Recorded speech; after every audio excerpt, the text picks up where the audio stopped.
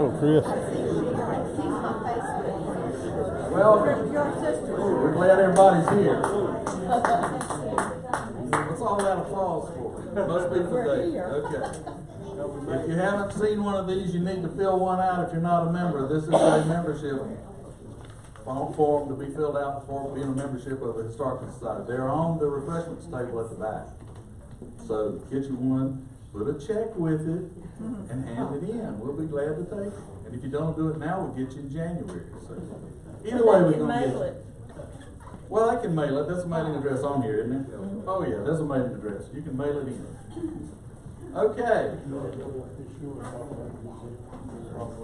I'm going to let you talk about it, Paul. Come right on up here. Come on. Paul's got a little update on the museum for you. If any of you don't know what we're finally going to have a museum, it's Mr. Alec Wall's house. If anybody don't know who Mr. Alec Wall was, he was the Louis Police Chief in the United States. He was in Wendell. He was a police chief from somewhere in the 20s to somewhere in the late 60s.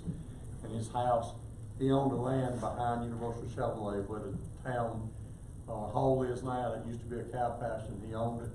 And his house sat behind what our new part of our dealership, where Todd Motors used to be. It was bought about 30 years ago when the bank came and Shelton Bridges moved it down behind the Women's Club. The town has bought it. They own the rest of that property. They bought it and they gave it to the Historic Society to use as long as we want to use it as a museum. It is being refurbished. It will be through in the next 2 weeks. It's going to be quite nice. The house was built in 1908. It itself is historic. We're going to hope to have a museum open sometime in the spring. We have a museum committee. We have all the stuff in it. And we have refurbished it, painted it, fixed it up, and fixed parking. And we hope when we get it open that some of you will come, go to it and see what gets put together. Sid and Mr. Hennett, there he is. They're going to fix it up and make it worth coming to look at, right? And we've got a lot of things going there that go back from the 40s, 50s, and 60s, and most of you won't even know what it is, but some of us got some history with it, and we're going to put it there and put something to explain it. So I hope you'll all come back and when we get it open, come check it out. I'll give it back to you, Mr. President. Thank you, Paul. The inside of the museum is completed. The outside has more work to be done. They're going to be, I don't know what all they're going to do as far as plants and so forth, but he got other stuff to fix outside. But the inside has been finished. We went by the other day and looked at it and said it's absolutely unbelievable compared to what it started with and what it looks like now. We're going to have a business meeting tonight, but we're going to put that off until later on in the program so we can go ahead and get started with the program. I'm going to turn it over to Steve Brown, who's our program chairman, and he'll introduce our program. Thank you.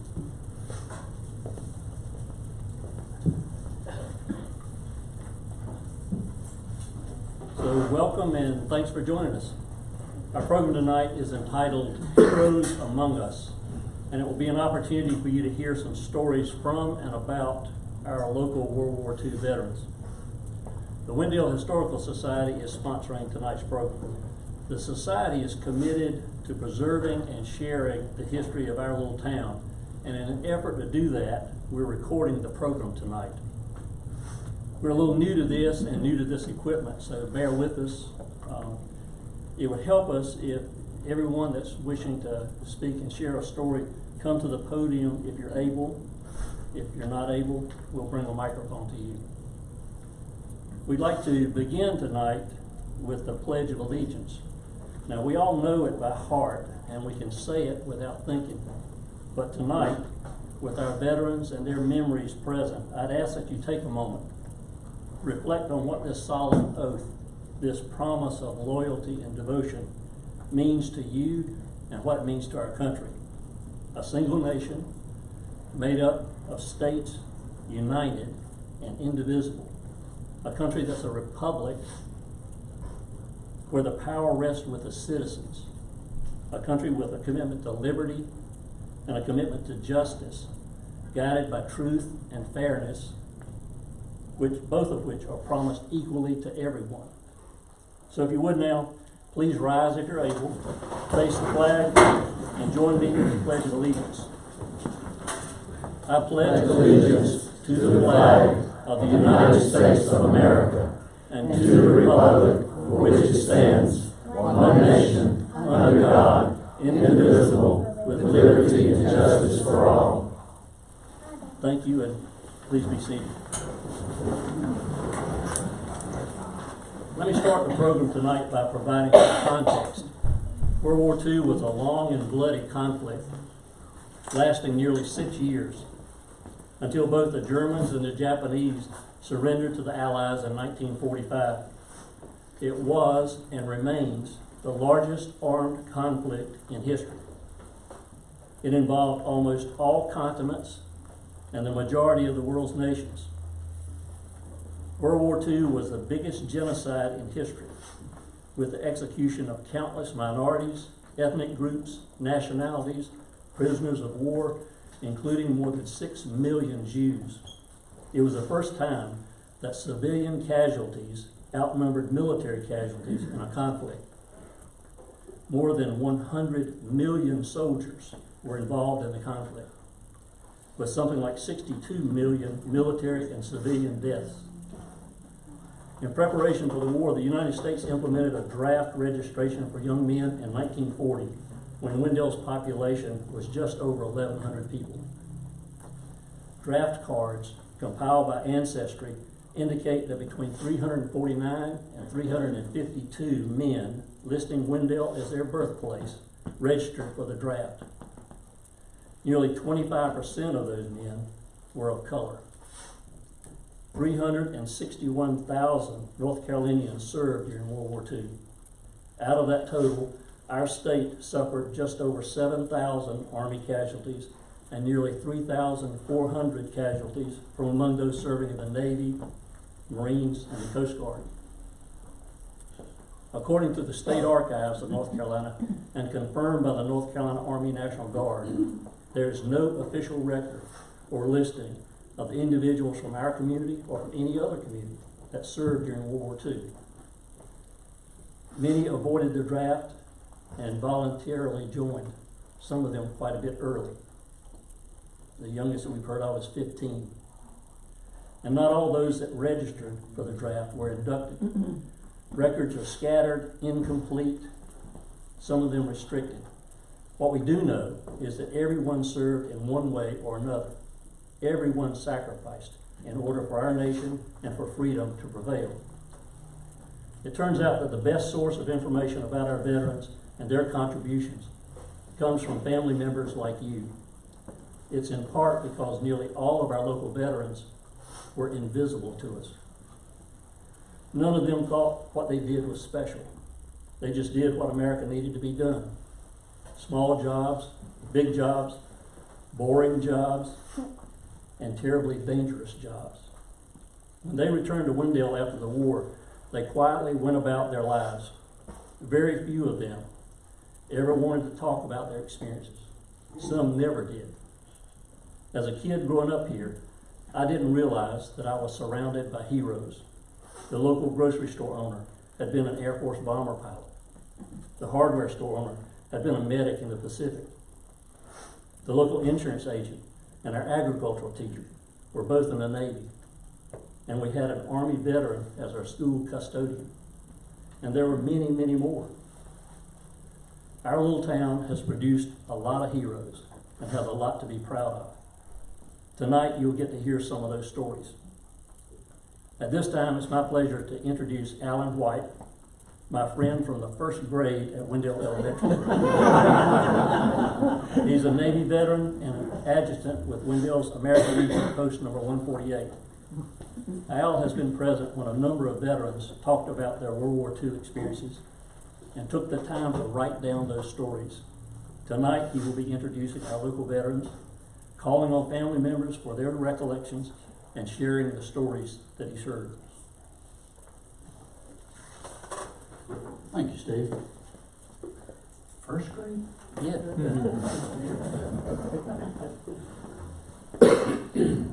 Well, first let me apologize. I may not be on my A game tonight. Yesterday I delivered what I think was about a 10-pound kidney stone.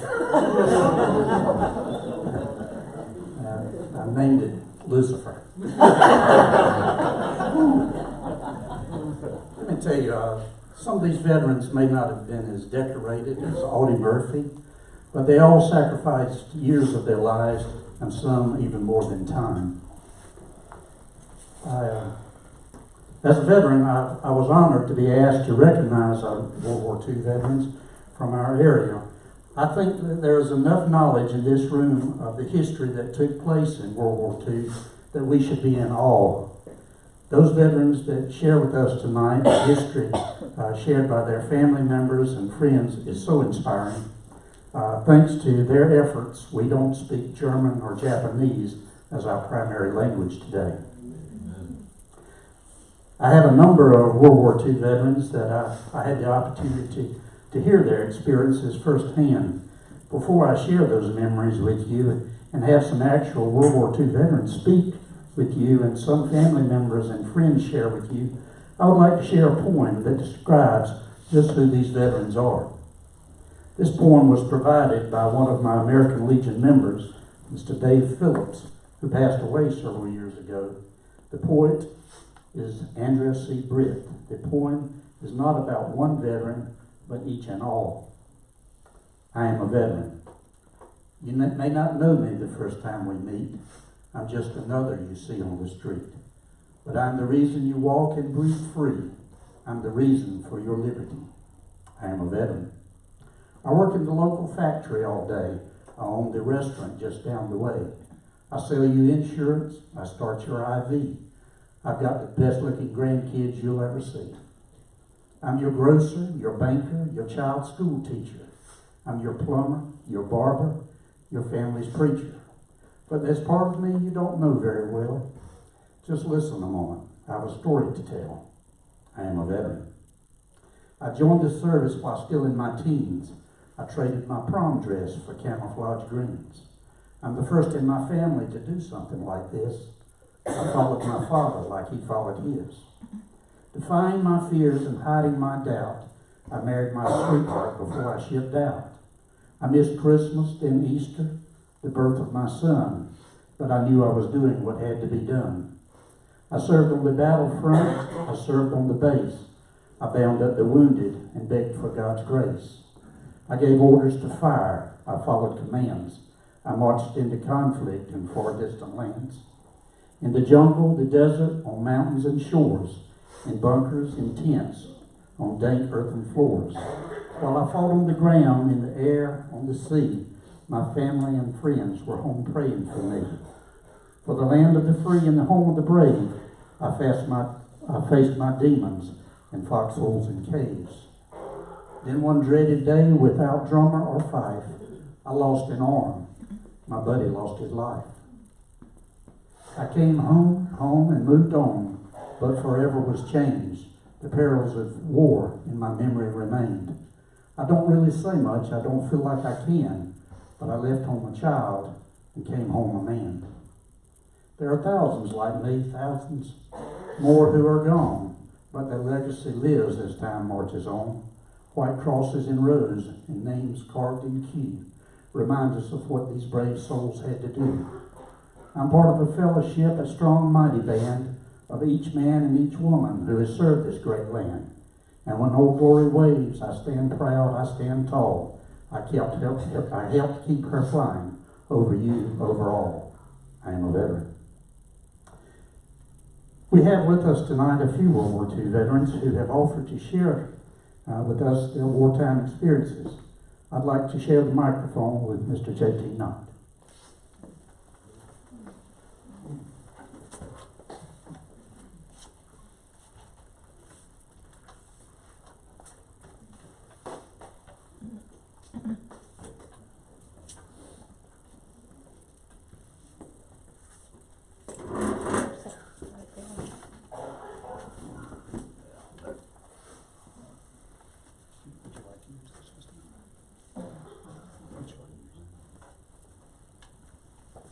Al takes credit for this.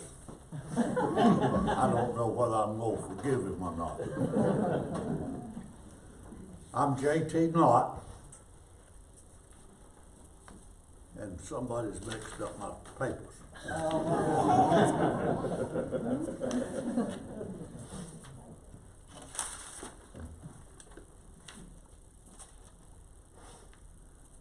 wanted me to say something about World War II. Well, World War II started December the 7th, 1941. I was 15 years old, living on Riley Hill Road, just past Little River. If it had been summertime, I'd have probably been outdoors barefooted riding my bicycle. I had no idea the war would last long enough for me to get into it. But as soon as I graduated from high school, I was drafted. September of 1944 is when I reported. So September, October, November, December, home for Christmas. I had been trained as a soldier in the U.S. Army. I was to report back to New York, New Jersey or New York, somewhere up there, to go over to Europe. I need to warn y'all to start with, I'm 93 years old. If I tell the same story twice, just hold your hand up. I'll put it down. I'll go to another one. But I've forgotten most of the things I knew. But I'll tell you what I do know. That in January of 1945, I was in New York loading on the Ile de France, a luxury French liner. But it wasn't luxury. It had been refitted as a troop transport. 10,000 soldiers got on that boat. Now I think my bunk was about 3 or 4 below water level, down in the bottom of that boat. In a little room about 1/3, maybe 1/5 the size of this room. We had bunks that went from the floor to the ceiling on each side of a little aisle that you could barely walk down. Those bunks were so close together, if you wanted to sleep on your stomach, you got in bed on your stomach. If you wanted to turn over during the night, you got out and turned over and got back in. That was from floor to ceiling in the bottom of a boat, and the boat was going like this. And you can imagine what the boys were doing in that boat. Seasick. Can you imagine how well it smelled in that boat? There we stayed in that boat for 5 or 6 days, crossed the Atlantic Ocean with no escort, and every day some smart aleck would pass a rumor, oh, we've seen some submarines, we can expect an attack any minute. You know, that didn't help the situation a bit. Boat would be going straight, and all of a sudden it would make a right turn or left turn, zigzagging. Of course, you know what happens to the boat when you do that. It about rolls over. And you're trying to sleep, or you're trying to walk down the aisle, or you're trying to go to the bathroom, along with 10,000 other boys. Well, I trained at Camp Cross, South Carolina, with a bunch of boys from Maine. I never saw another one of those boys after I left Camp Cross. I got on the boat with 10,000 boys just like me. They didn't know anybody. We weren't an outfit. We haven't trained together. We were going over to replace dead soldiers or wounded soldiers. We were replacements. Had no idea where we were going or who we were going to be with. Well, that boat finally got to Glasgow, Scotland. We got off the boat and got on the train. Oh, we had a tour of England. We went from Glasgow, Scotland down to the southern part of England, got on another boat, not but 20-some miles across over out of France. Got off that boat in Le Havre, France. Got in boxcars. Now we rode in coaches coming through England. This is boxcars. So many soldiers in that boxcar that everybody couldn't sit down at one time. The only thing in that boxcar for convenience sake was a barrel of water with a cup in it. The restrooms were cracked the door about that big and hang on. Didn't make any difference whether you were going through a city or through the country. That's just the way it was. You took advantages of all those experiences. Well, got out of the boxcar after we passed Paris, and we passed Nancy, France, and we stopped at some French army base. Got out of those boxcars, got issued some clothing, some supplies, and got in trucks. They called them 6x. No lights, traveling at dark, had no idea where you were or where you were going, didn't know one person, not one. You were a complete stranger to everybody around you. Travel for several hours at night, no lights. And the truck stopped. And they said, follow me. Carried me to a foxhole. Get in that foxhole. That's where I was. I had joined Patton's 3rd Army, the 94th Division. I never heard of either one, hardly. But, now this was in January or early February of 1945. The Battle of the Bulge was Christmas of 44.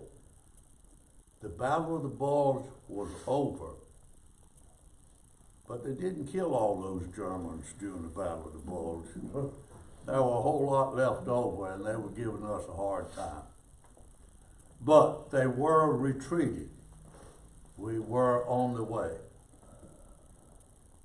Now, I took my training as a rifleman, M1 rifle, one of the finest guns that's ever been invented. When I got to my new outfit, you think they let me keep my rifle? They sure did. But they assigned me to a 30 caliber light machine gun. Takes 3 people to operate it.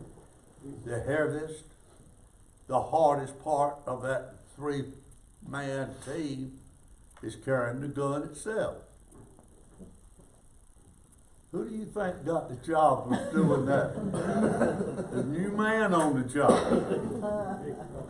So I was a 30 caliber machine gunner for about 45 days, and that's about as long as I stayed till I was wounded.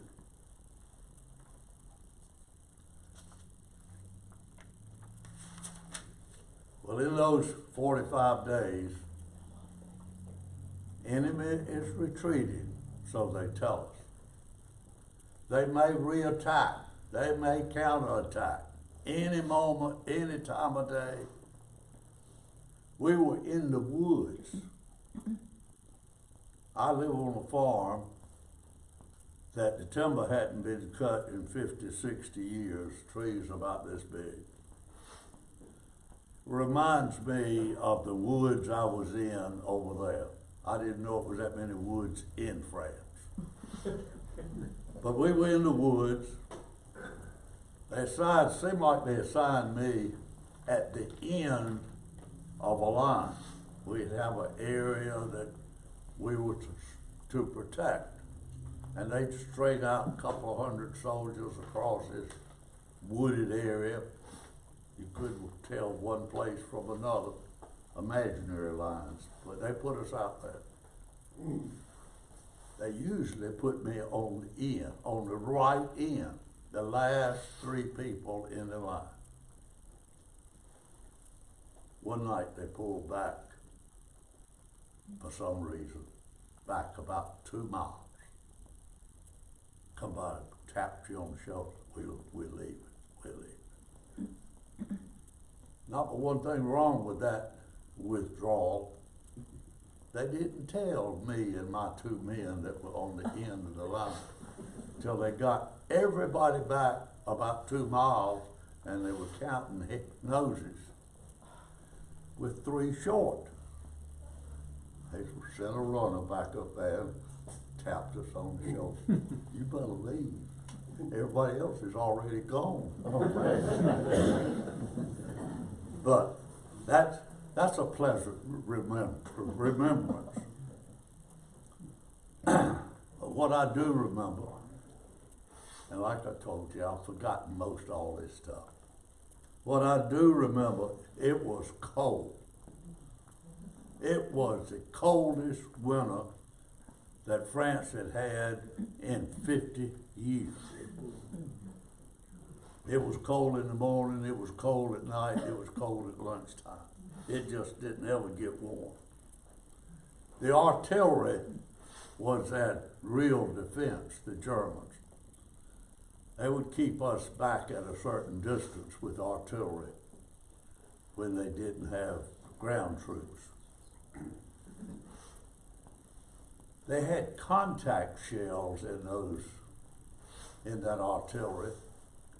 In these big woods, those big trees, they'd lob those shells over and they would touch the trees and explode. By doing that, they exploded the trees. They turned those big trees into splinters coming down to impound us. And there is absolutely no defense from that.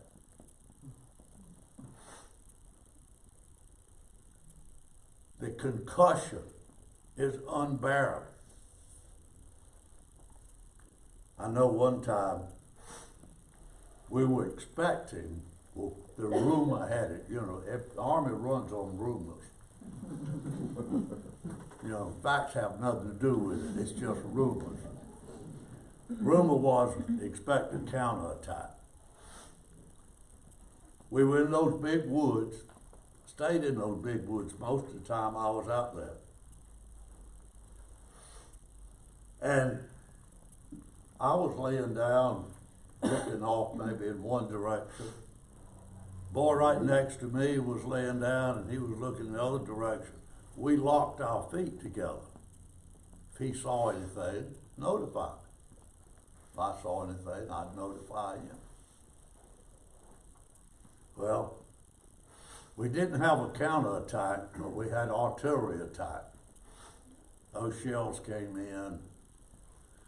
But this fella and myself got through that without a scratch. But my watch on my wrist, my mother and daddy had given me an expensive Elgin watch, nice watch, was blown off my arm and it came to pieces. That boy I had my feet locked with never moved. The concussion killed him. Wow. Didn't have a scratch. Wow. And that's just the way it was.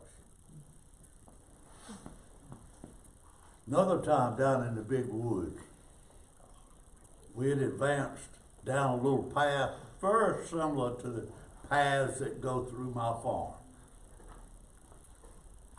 About as wide as a good big wagon to go through. Looked like it had been traveled a lot over the years, worn down in places. I set up my machine gun on a bank beside that path, and it looked out over a flat area that we expected the attack to come from. Still all in woods, you could see for maybe 200 or 300 yards with no problem. Set my machine gun up there. The rest of the boys, several of them lined up along that bank, looking into this big flat area, still big woods, but they were out there. Everything was quiet. Everything was quiet. Hurry up and wait, get ready. After a while, a sniper out there picked off one of our boys. Just one shot. He was dead. Well, right beside of me was a boy that had been in the D-Day landing. He'd been on the front line from June of 1945. Was it 5 or 4? No, 4. 1944 until here it was February of 45. He'd been on the front line ever since. He said, "No, I believe I know where that sniper is." Now he was a man with experience. He raised his head about no more than that high. Bullet got it right there. Jeez. That's a picture I can't forget. That helmet went at least 10 feet in the air, going over and over. He had in his pocket orders that he was coming back to the States on rotation the next day. He had paid his price. He had fought the battles. He had been there through thick and thin. Got a bullet right there. That was the same day I had the rear sight of my machine gun shot off. I wasn't aiming at that particular time. In fact, I very seldom aimed. I'd reach up there and spray the field. They knew where I was. I didn't know who I was shooting at or whether I was shooting at anybody or not. But if it told me to fire, I fired. It's hard to explain. What's it like to be on the front line? Well, how do you define the front line? At the time I was in there, the front line started at the Atlantic Ocean, went all the way through Europe, went up all the way up to Finland through Russia. Hundreds and hundreds and hundreds of miles. The front line is what I can see. Right out there in front of me, that's the front line. And for me, that was the whole war, was what I could see. And it's amazing what you see. Well, didn't stay in the woods all the time. We traveled, never traveled. The time I was on the front line, we never traveled on a major highway. We were always moving forward. In my mind, we were bringing the lines along. We were being sure that all of this land that we'd conquered was clean and didn't have a bunch of hidden-out Germans out ready to sabotage us behind the line. But we had gone out of the woods into a farming area, and any of you that's ever been to France or Germany, they don't farm like we do. They have little villages, little cluster of houses, and they farm out from that cluster of houses. And there's nobody living between this cluster and the next cluster. They just empty fields. Well, we went into this little cluster of houses. Another thing interesting about the way they farm, these houses are all built right together. The mule stable, the horse stable, and the cow stable is built right onto the residential house. It's all the same building. And the way you tell the prosperity in that area is whoever has the biggest manure pile out in front of that house, they're the richest people in town. So we met some people that live there, that farm. They were just as nice to us as they could be, but they were afraid of everything that moved. They were skittish, and I understand why. We took this little place, cleaned it out. Oh, I say cleaned it out. We went through everything.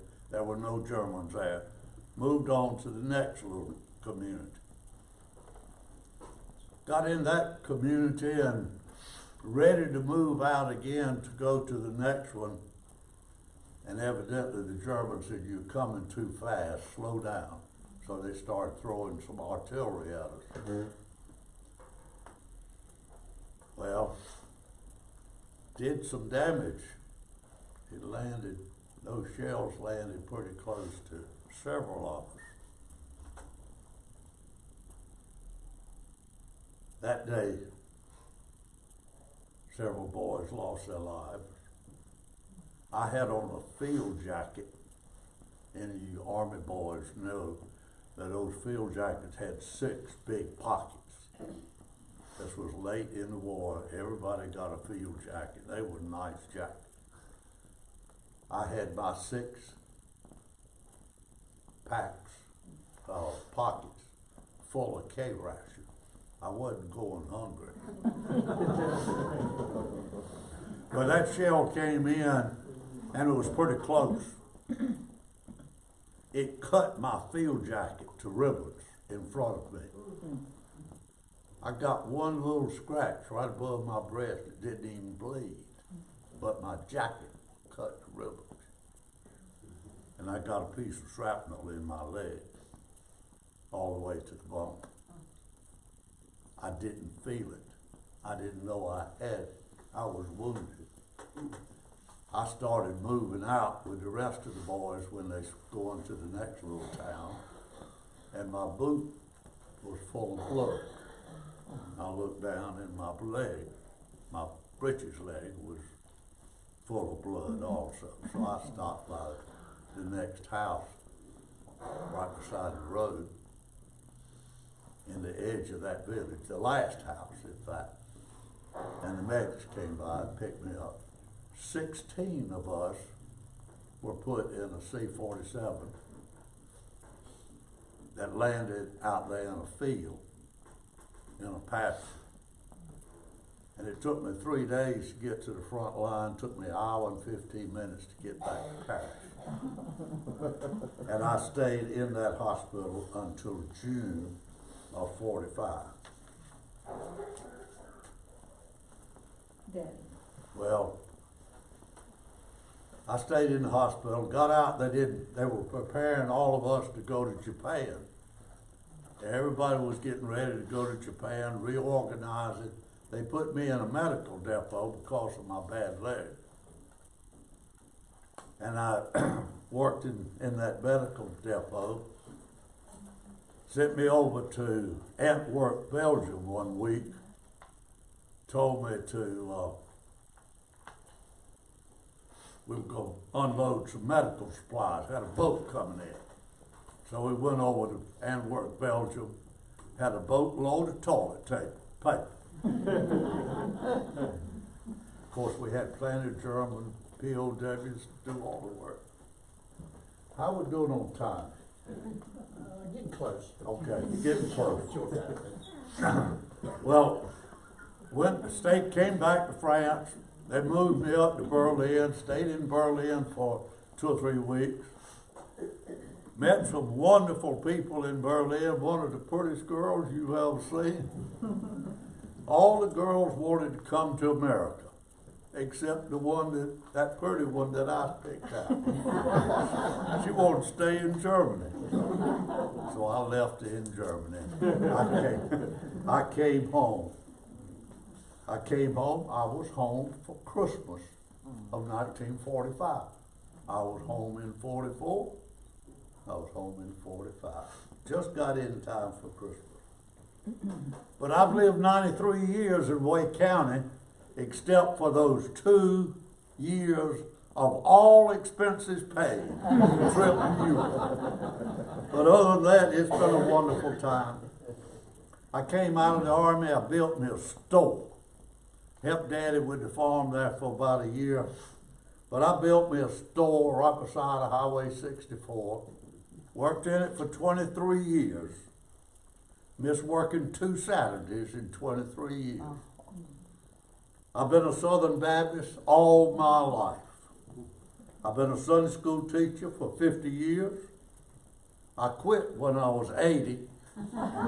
And a man in my class was 82, took my place. I told him he sure knew how to hurt a fellow. But I was 12 years county commissioner.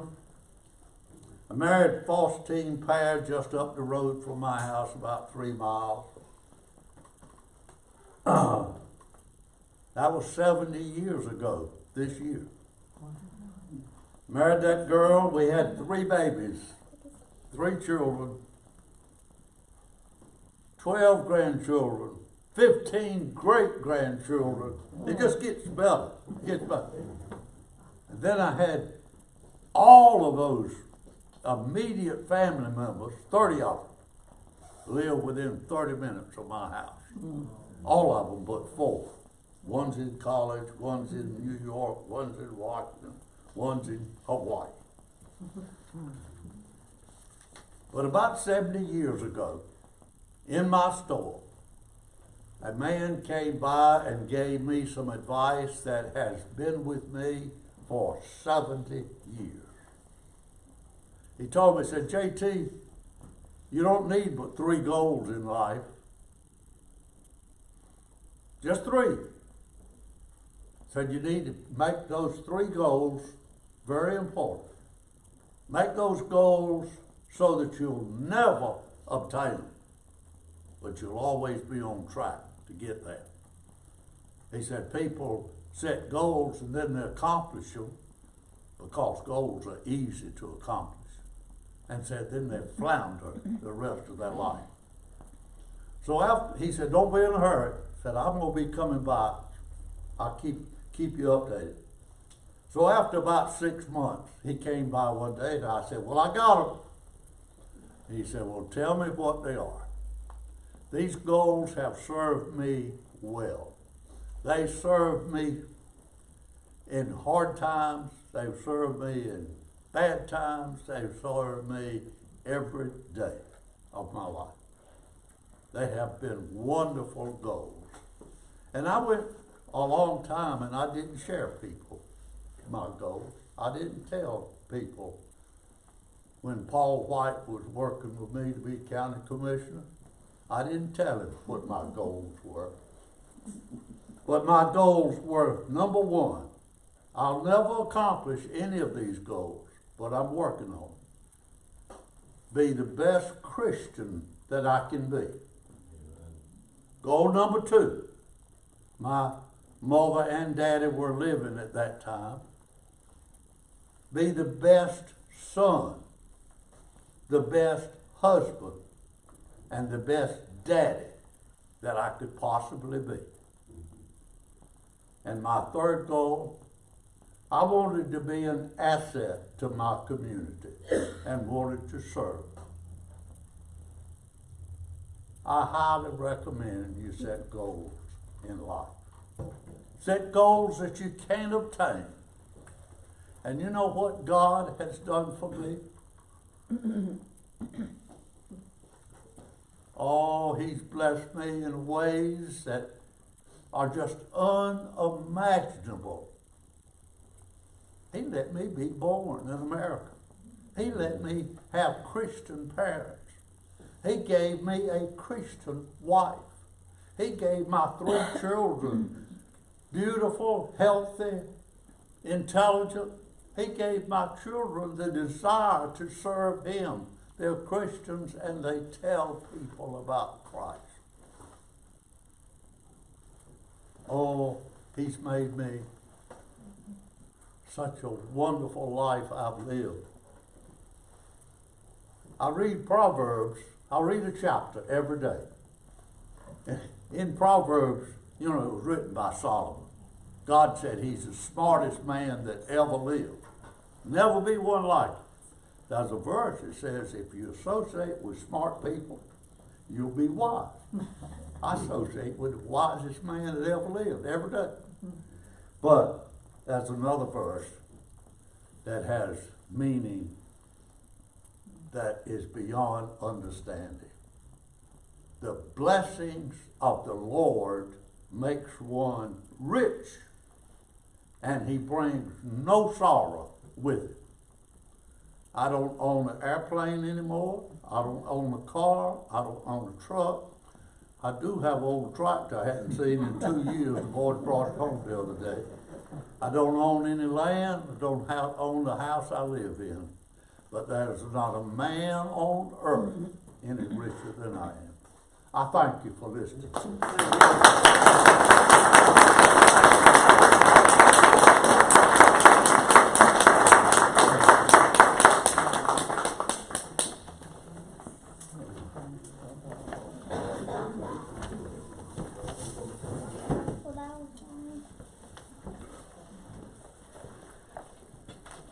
JT, that was a blessing to all of us. Thank you so much. I have several more people. Some of them couldn't be here. I have family members, but I want to recognize them. I know Mr. James Bullock was unable to attend. I believe Mr. Bullock was in the Navy. I have Mr. William Driver here, and his granddaughter, Devin Driver. Has she stepped out? Yes. All right. Okay. She's coming back now, please. All right. Devin, thank you for being here. Let me share the microphone with you. If you could tell some history of your grandmother. Okay. Thank you. Hi, y'all. Y'all bear with me. My aunt was supposed to come and read tonight, and her daughter's sick, so I'm here in place. But I am Devin Driver, and my grandfather is William Driver, also known as Sweet William. He did serve in the Army. He was in the Air Force from 1945 to 1947. He was stationed in Japan.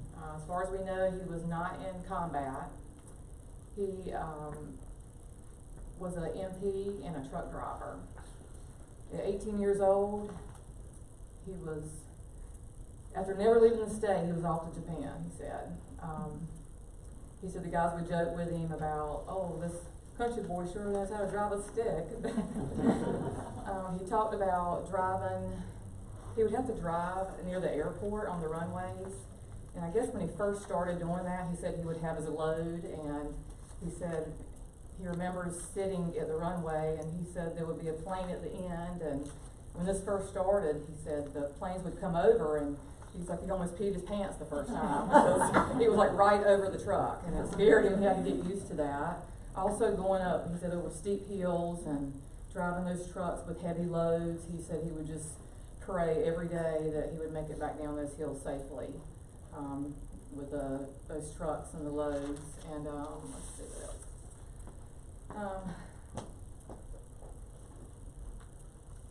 Well, he talked about also, my grandpa never drank, never smoked, but he talked about the boys would go out drinking, and one of the guys that he was in charge with would come home and say, you think I'm drunk, don't you? And fall over, and he'd have to help him, and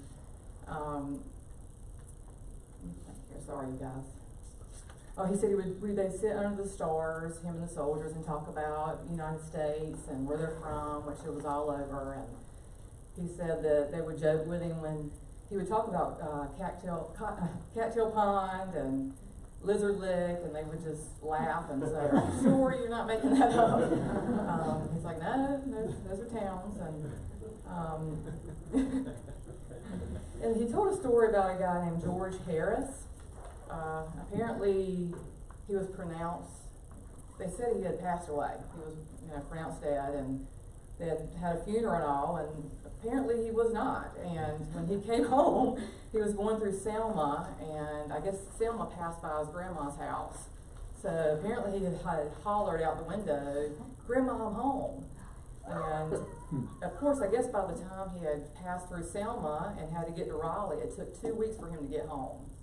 So, and then in 2 weeks' time, the grandmother had told her daughter, which was his mother, George is home. And they're like, "Are you crazy?" They thought she was losing her mind, because it's like, okay, we've already had her funeral, he's been pronounced dead. And so 2 weeks later, he shows up, she's putting clothes on the line, and how he shows up out of the blue, and of course, can you imagine that? You think your son's dead, and 2 weeks later, he shows up. So, but Grandpa has dementia, and I feel like there's so much more he could tell us, but it seems like he kind of could stick with just a few things that stuck to him, but I feel like there's more, and I'm just so glad that he wasn't in combat. You can tell that his heart goes out to many who did lose their life, and I think that we're just so thankful he made it home, and he says there'll always be a special place in his heart for the ones who did not make it home, so we're just blessed that he did. Thank you for letting me share. Thank you.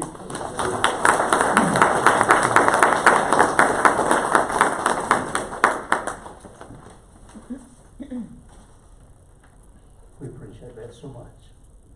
The following is a list of veterans that are no longer with us, but may have family members here tonight that may be willing to share their wartime experiences. If at the end of the list of veterans that we have listed, please advise us of anyone that we may have omitted. We welcome your input. Mill Stevens' daughters, Linda, Jane, and Lisa, are here. They have shared a family DVD with me of Mill's experiences. I also had the good fortune of having had Mills share with me. I will share with you his experiences for them.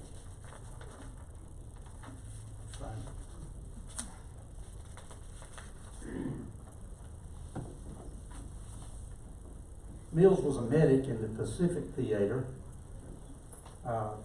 Mills received 2 Bronze Stars, a Purple Heart for his services.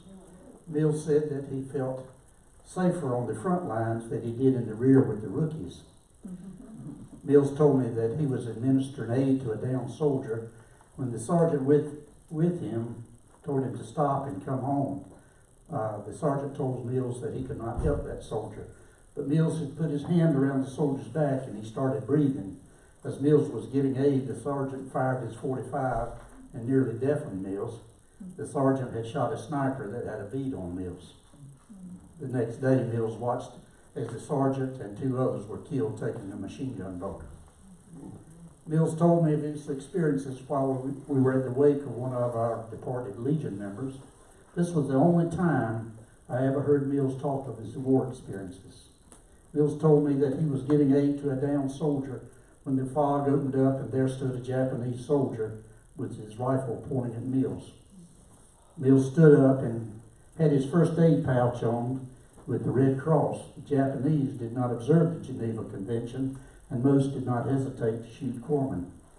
This particular Japanese soldier did, and lowered his rifle and let Mills live. Mills told me of being hit by a mortar round and flung him through the air. When he regained consciousness, he noticed that his shoulder was bloody and his arm was tucked under him. His commanding officer hollered, "Stevens, are you all right?" Mills said his response was, "Yes, it just blew my arm off." Mills' shoulder was damaged, but he didn't lose his arm. He thought later of his response and how he thought he was lucky to just be alive, and just losing an arm at that moment did not seem that horrendous. Mills told of administering aid to a soldier who was shot in the shoulder. Mills asked the soldier if he could walk, and the soldier responded that he could not. Mills could not leave him, as the Japanese would surely have killed him. Mills made a stretcher and drug the man for about 250 yards, I believe. Drugged him to safety. The soldier then told Mills that he felt like he could walk. They got away with it. I learned a lot of history from Mills. I never knew that the Japanese had actually invaded America. Mills's battalion went to Alaska to engage the Japanese landing. When they arrived, there was a long line of new jeeps and tanks and anti-aircraft guns, but the Japanese had escaped without a battle. Mills told me that had we not dropped the atomic bombs on Japan, the Japanese were prepared to attack San Diego with rats infested with fleas that would have spread the bubonic plague. This is a history that I never heard about in school. I had read that the Japanese did engage in germ warfare against the Chinese. Flip around. I'm going to mention other veterans. If there is someone here that can speak of their events, please advise me. I know there was Brodus Riggins. I believe Brodus was in the Army, stationed in the Pacific. Clarence Richardson's son, Gene Richardson, should be here. Is Gene with us? Gene, would you like to come forward? We'd appreciate hearing what you have.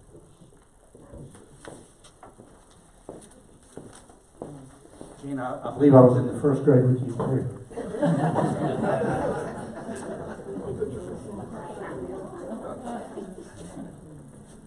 Thank you. It's sorry for my low voice, but I'm fighting a little bit of a cold, and I'm like this most of the time anyhow. So, boy, it's gonna be hard to follow you, Mr. Knott. My dad thought the world of you. Gene Richardson. My dad's name was Clarence Richardson.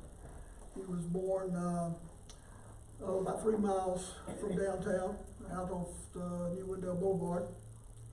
The family farm was there, and my great-grandmother's house was right in the middle of Wendell Boulevard. It was moved now over to the side, and probably like Wendell Falls Parkway.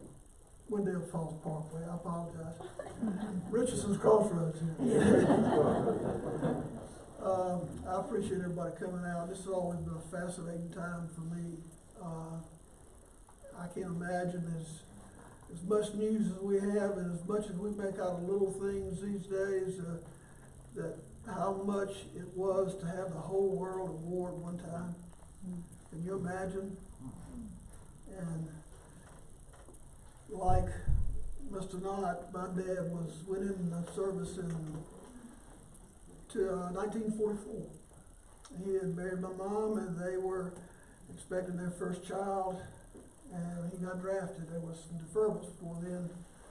I spoke to Carol about her dad was deferred for a little while because he was helping farm. So was my dad. But when he went into service, he hadn't been out of North Carolina. I know he worked with state government for a year and traveled a little bit there, but very few of the people around here. It was a different time. It was harder to travel in, and there were just not as much. Wasn't as exposed to as much. And I found it really, Mr. Knott, to go overseas and not know anybody on the boat. Dad did the same thing. Just on a boat following a typhoon across the Atlantic to the Philippine Islands, 40 and 50 foot waves, and he told me about a similar experience that you had. He was in the Philippines for until the end of the war. He was actually in service for about 19 months, and he served part of that time in Japan after the war. But he was in Luzon when the war ended, and he didn't talk much about his war experiences. If some of you here that know Dad know he was quiet, introverted, not really introverted, but introspective kind of person.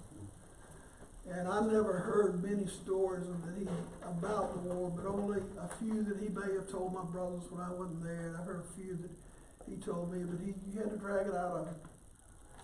It was, I asked him, you know, you always ask as your kid, did you shoot anybody, Dad? And he said, well, I shot at him. And I can only imagine the fear and what they had to go through in this experience. He did tell me one time he was 50% chance of getting killed because he dived right behind two more guys behind a tree instead of the left, and he would have gotten killed if he dived in the bushes to the left. When they were ambushed by a machine gun.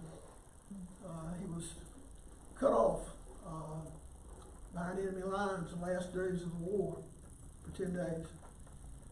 And they were having some new men in the platoon with him, and they were trying to find their way back through the Japanese to their home base. And as young men will do, there's a lot of kidding going on with the new guys that came in, and of course they were scared to death, just like my dad was. And something Dad never got over, because this is a story I always told of one of the men sneaking up to their foxhole in the middle of the night, put a red bandana around their head, and the guy overacted, and that man didn't make it home. But that's just boys that were turned into men by the circumstances, and they some of them paid the price. The Japanese did not stop fighting at the end of the war. They did not. Their communication was cut off, and they couldn't believe their emperor would surrender. So they were still fighting after the war ended. In fact, when they finally got, after 10 days, when they finally got back to their lines, the sergeant told his commanding officer that when he said the war's over, he said, well, it ain't over these damn hills, I know that. But he did make it home. He was stationed in Japan for a year, and did make it back home safely after 19 months. But I want to thank everybody, Mr. Knott, and all you people that had parents there. I just can't imagine a time like that. I really can't. Especially when we have so much news to look at these days, and if you look at it in context versus what our parents had to go through, it is really, I don't know how they did it. Thank you very much. Appreciate it. Thank you.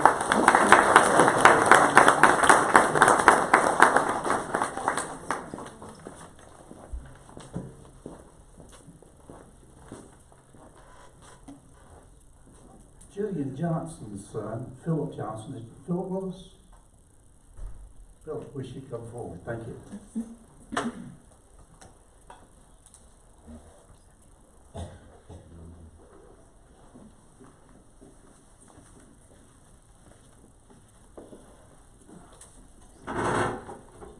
My father was Julian Johnson. He was drafted in April of 1942 at the age of 23. He served in the United States Army until November of 1945. He was in the United States Army, and growing up,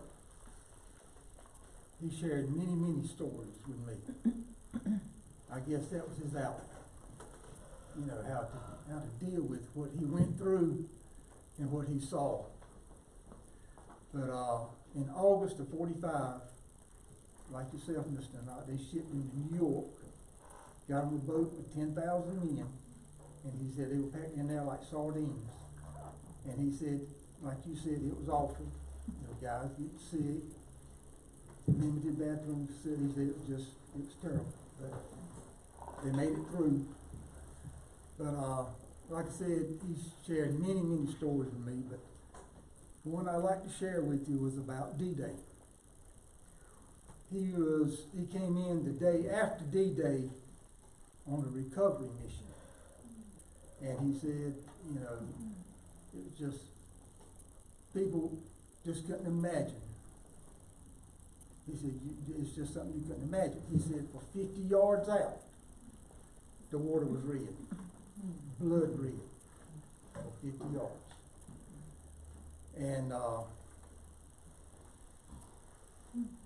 the beach was lined with men, and their job was to try, gather them up, put them in the body bags, whatever. But he said you go along and you see a leg sticking out the ground.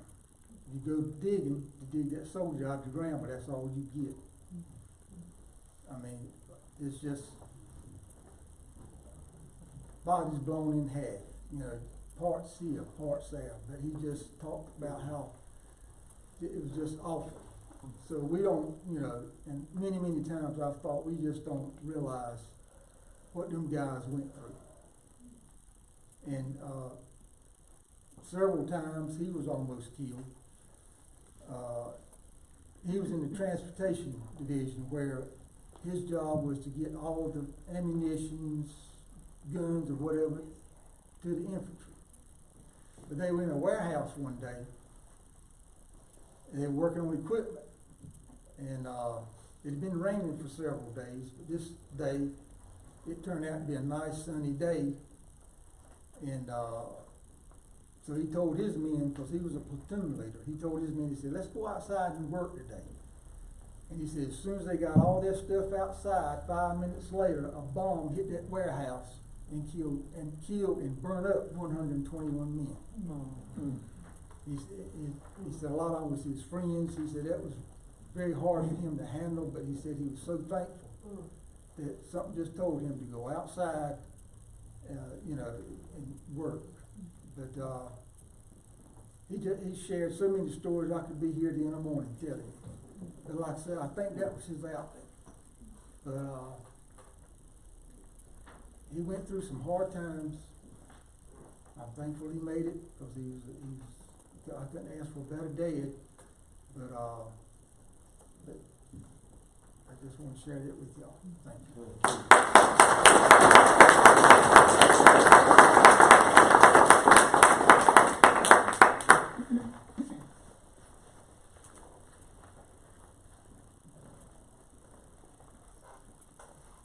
S.Q. Edwards' daughter, Kathy Yancey, is with us. Kathy, would you share some of his experiences? Thank you.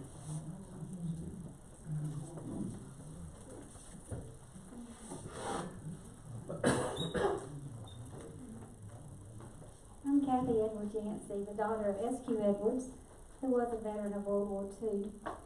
My thoughts are not of detailed battles and the stories of war because Daddy chose to never share much of that with us. Rather, my thoughts and memories are reflections of how the war experience shaped my daddy in the way that he lived and the way that he died. Daddy left home in 1944 for his dutiful service for the country he loved. He left behind his parents, W.D. and Leela Edwards, and 4 younger siblings, Ruby, Gertrude, Odell, and Mary Lou. Likewise, his home church, Friendship Frugal Baptist over in Emmet, sent him off with a New Testament that included a photograph of the church in the front and a handwritten note from the Ladies' Aid Society in the back. It has a metal plate, and he carried this with him to war. The family, the church, and his friends were left behind to miss him and to pray for his safe return. Daddy'd never been far from home. He lived in Johnston County, just outside of Wendell, having grown up around Emmet earlier. Suddenly he found himself around the world in the foreign land of Germany. He was but a young farm boy, now required to become a man overnight and shoulder unthinkable responsibilities and challenges. He served his country on foreign soil and returned to Fort Leavenworth, Kansas to await his discharge. Promptly refusing any medical or dental treatment to which he was both entitled and offered, he left the base and headed home to Johnston County.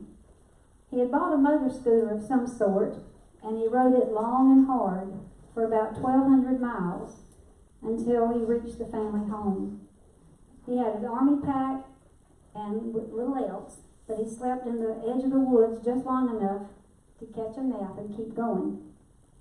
He had fulfilled his duty, so he left the army behind and came home to reclaim his life. only to send his younger brother, Odell, off to Korea 2 years later. I've often imagined the conversations they had before Odell left, what advice Daddy, the older brother, gave his younger brother about serving and surviving war. There were a few artifacts that he brought home with him, but he didn't speak about them. Among them was a leather enemy flight helmet that stayed in the bottom drawer of a chest along with some other important papers. I did not know about the New Testament from the ladies at Friendship Church until one day, years after Daddy's death. My grandmother and I were quilting, and she went to a drawer and returned with it and simply said in her quiet way, "This was your daddy's. The ladies at church gave it to him when he went off to the war, and he carried it with him, and I want you to have it."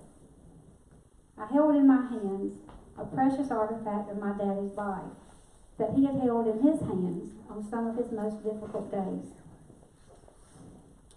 As I was growing up, Daddy mentioned a few things like peeling bushels of potatoes when he had KP duty, and he mentioned riding the motor scooter home from Fort Leavenworth and how quickly he sold it after riding it those 1,200 miles.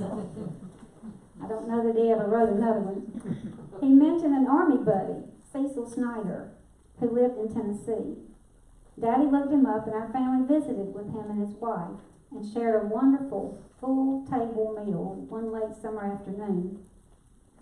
I remember Cecil's wife and my mother talking in the kitchen while the children played on the porch. There were two wives who were strangers and whose husbands had shared an infinitely important experience in their lives. I recall seeing Daddy and Cecil sitting under a tree, off at a distance, talking quietly. I never knew any details about their conversation, but I knew it was extremely important for Daddy to see him and to talk to him. Daddy enjoyed hunting.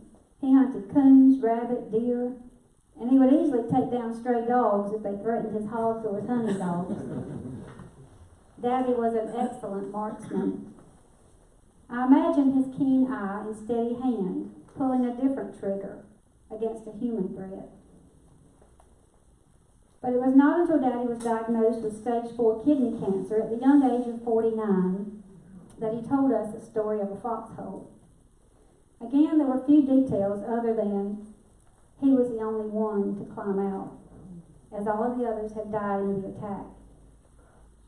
He had the perspective of having already lived longer than many of the ones he served alongside. He never once questioned why he had cancer or why at such a young age. And when asked, he would reply, "Why not me? I'm no better than anyone else. And just think, I got to come home from the war.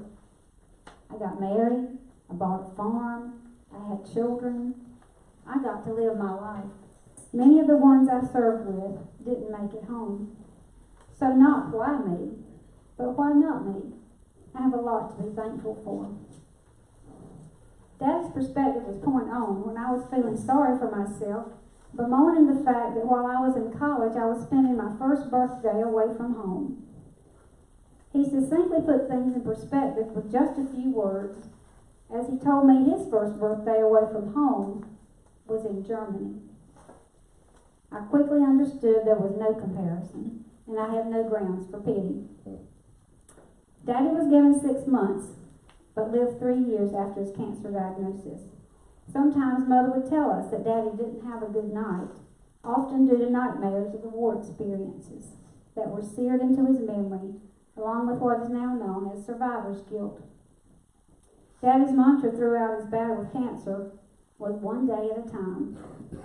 I imagine that same mantra carried him through his days in the Army. Those words are carved on his tombstone as he died in 1976 at the age of 52 when I was 19 years old. Daddy had used some of his Army benefits to attend classes at NC State. He learned welding and some other skills that were pertinent to farm life. When I attended graduate school at State, I felt an attachment knowing that he walked and studied there, and we shared that NC State connection. I miss never knowing my daddy as an adult. I've done some research and I've tried to find out more details about his service in the Army. Sadly, his records were lost in the St. Louis Personnel Records Depot fire in 1973. My husband Scott and I gave our daughter, Taylor Quinn Yancey, her grandfather's middle names. Taylor for Scott's daddy and Quinn for the Q and SQ Edwards. It is a way to keep his memory and his legacy alive. She was a recipient of a scholarship from our local VFW chapter in Charlotte, honoring Daddy's foreign service. I felt that in a way he was with us as we prepared to send her away to college. I'm deeply grateful to all of you who served and for the families who have a story to tell of their loved ones. My family, including my sisters, Diane Blankenship and Stephanie Swope, would like to thank you for the opportunity to share our daddy's story and keep his memory and his legacy, the legacy of SQ Edwards, alive. We have several family members who are here tonight. My sister Stephanie and her husband John, my daughter Taylor Quinn. We have cousins Steve Brown and his wife Debbie, and Randy Edwards and his wife Rhonda. I'm not sure, I might be related to some more of you, but those are the ones that I see. Thank you so much for letting me share.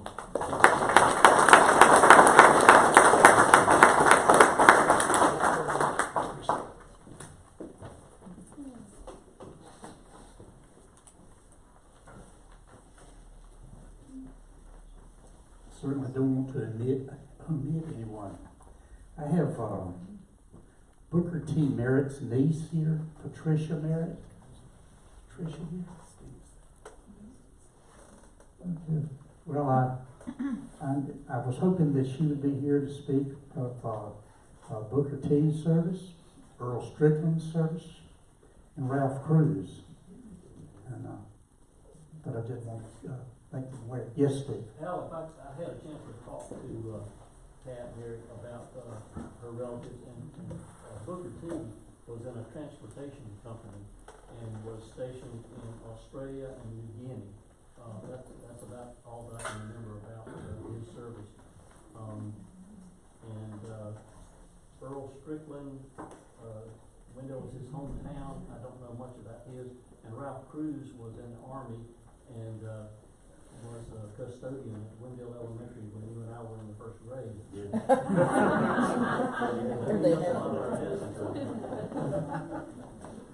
Thank you, Steve. I appreciate that. Jimmy Buchanan. Is his daughter Jennifer Hinton here? Oh, I think that. Well, let me just share. Jimmy was in the Navy. I think he was an engineman. He survived. He saw the kamikaze attacks, and he actually went ashore in both Nagasaki and Hiroshima, and walked off through it. And I don't believe they were even aware of radiation poisoning at that time. But I know Jimmy had a lot of tales to tell. I regret Jennifer's not able to be here tonight. Then Leroy Clark. Leroy was in the Air Force. I contacted his son Leroy Clark, and I don't believe he's here tonight. Again, Mr. Clark was in the Air Force. Donald Wayne Thomas is. Is anyone here for him? Annette Monk or the brother of Todd Thomas? Bud? We're with Bud Thomas. Bud Thomas, okay. Yeah, Donnie's brother. Okay. Roy Todd Thomas. Tommy Bud. Right. But if you could come forward and speak on his history, I certainly appreciate it. Thank you. I'm Todd Thomas. My daddy was Royal Thomas. He was a mailman in Wendell, Route 1 Wendell, for a long time till he died. He died early. He was 52, died in 1977. He was in the Navy, and he was stationed on the USS Wayne, which was commissioned as a attack transport. And he didn't ever talk about his service much. He didn't tell me a lot of stories about it, but brother-in-law Joe, he looked it up. Google, you can Google everything, you know. And so I read up on the Wayne, And come to find out when Daddy was in there, he was all over the Pacific. And he was, when he got stationed on the ship, they were trying to find out what guys could do. And they asked, can anybody type? Well, Daddy raised his hand. You know, they needed somebody to run the store on the ship. Well, Daddy typed with 2 fingers. You know, so he figured that was a good job to do. He wasn't a very big guy. Daddy was like 5'7", 150 pounds, dripping wet. And he had a good friend on the ship, Jimmy Tolles. And he was about 6'2", you know, big guy. And Dad would tell me sometime when they would be able to go on shore on leave, they'd go to bars and, you know, party a little bit. Well, Dad, he'd start fights. But then, because you had Jimmy behind him to help clean them up. But he said that they carried all these Marines and infantrymen and all, transporting them over there and dropping them off. And the Wayne went to D-Day and dropped some people off there at Okinawa, and said they were on the ship one day and on these shows like Combat. Y'all remember that show, Combat? And the sergeant on Combat had one of those machine guns, and a Tommy gun, and he'd go around on the show, you know, one in one hand, one up, bah. He said he won't like that. He said some of them guys have them, and Daddy wanted to shoot one, so they got up on deck. So Daddy said he grabbed that gun. He said, "Oh boy, this is gonna be easy."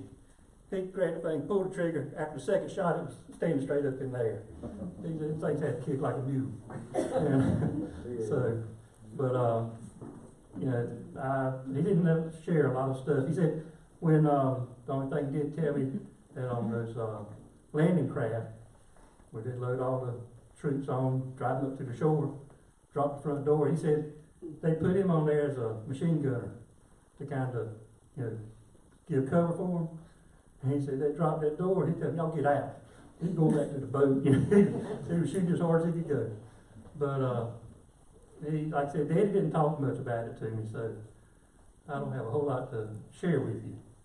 That was about the only stories he told me about. So, thank y'all all for serving.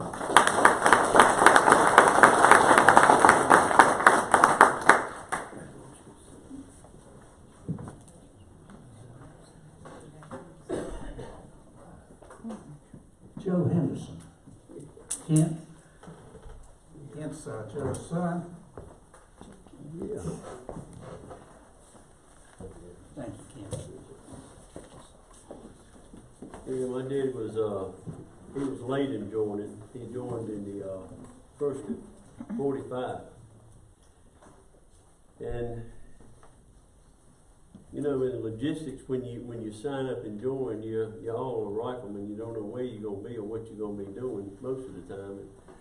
And he ended up being the base driver for the CO at Pensacola, Florida, where they were getting everybody situated to start going into Japan. And I tell you what, that was something to be waiting on. You know, D-Day we had right many men. It was 6,500 men that was killed on D-Day. But when you look at the islands in the Pacific, I think they had 1,800 men killed on Tarawa. It was a 3-day battle, and had 6,800 men killed on Iwo Jima. That was a 35-day battle. And then when we got to Okinawa, they had 12,500 men killed. It was an 82-day battle. And they were looking at somewhere around 100,000 plus when we invaded Japan. The closer we got to Japan, the more they entrenched they were and everything. And that's Iwo Jima, by the way, was the only battle that the Marines or the American casualties were more than the Japanese. It was really a pretty, if any of you have seen some of the movies that replicate that. So they didn't have rules of engagement back then, like we give our boys sometimes now in battles. I mean, you saw the enemy, you killed the enemy. You didn't have to worry about a political deal going on, you know, anything like that. But when the war ended, he had joined up for 12 months of the duration. That's the way you joined back then. It could last 20 years or 100 years, you know, but you were there till it got through. But when it ended, April the 14th, they were all glad. Well, we hear all of these stories about, and I tell you what, if any of you want to really get an appreciation, there's a new movie, Midway. And I've seen it through the eyes of something I've never seen Midway before. It's through the eyes of the dive bombers and the torpedo planes. And I tell you what, a fighter plane running all over the skies and he's going around like a wasp, you know, and that guy with the torpedo, he's coming in at 2,000 feet. And he has to have a direct line. You got 4 batteries of anti-aircraft guns coming at you, and he can't pull up till 1,500 feet. So we wonder how the kids did that, you know, what they were. But we had schools and homes and communities, you know, that instill responsibility in the youth of that time. I mean, they really had a responsibility for God and country. My little incident I'll relate to you, I was in ITR, getting ready to get out of Marine Corps boot camp and get my orders for Vietnam. And we were standing outside the mess hall, and the DI comes up and he says, "You look like the kind of boy that joined up to fight for God and country." And I said, "Yes, sir." And he said, "Well, you won't find neither one of them in Vietnam." And my face did about 14 contortions, and he said, "Private, if I told you, you wouldn't believe me, but you're going to find out soon enough." And I'll tell you, our wars have changed immensely since World War II, immensely. And sometimes our boys wonder who the enemy is when they get in a firefight, really. And that's just the way it is.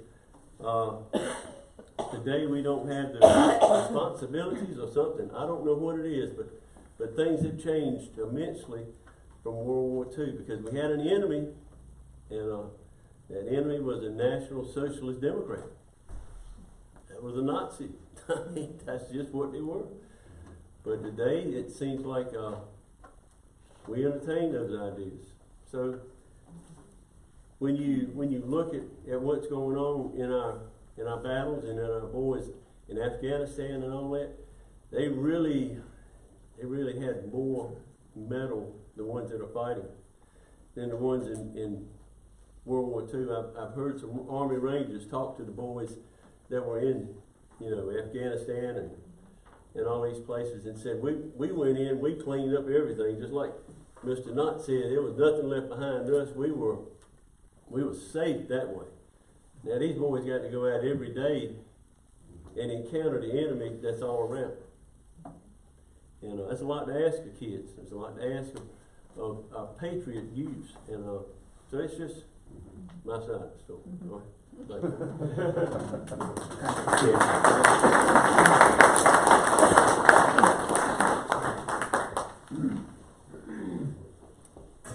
Jesse Ray Henner was my friend.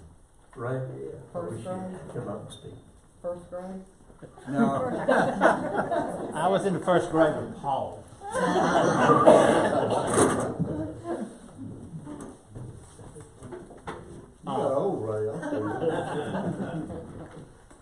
My father was Jesse Ray Hunter. He was born in Johnson County, Corinth, Holder area. Daddy was in the Navy during World War II, and he, compared to some of the tales I've heard, he was very lucky because he was stationed stateside. He was trained as a pharmacist mate, and what they do, under the direction of medical officers, he provided medical assistance, treatment, and service to naval personnel. Daddy gave shots, took vital signs, wrapped bandages, and did whatever doctors told him to do. he had very little training in what he was doing. They gave him an orange and a syringe and told him he had 10 minutes to learn how to give shots. And after that, he was fully trained and qualified to give shots. And everything else he did, he had a short period of time. They wanted it like that. My daddy served in 2 Navy hospitals, one in San Diego and one in Norfolk. And one thing that the war left with Daddy is that when he was in the Navy during World War II, sulfur drugs were the wonder drugs of the time. And so for the rest of Daddy's life, when he would go to the doctor, he would tell him, I need some sulfur drugs. He didn't care what the new drugs were or whether they didn't even make them anymore. He always wanted sulfur drugs the rest of his life. Thank you.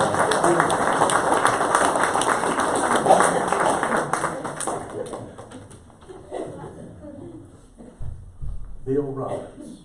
Carol, would you come forward?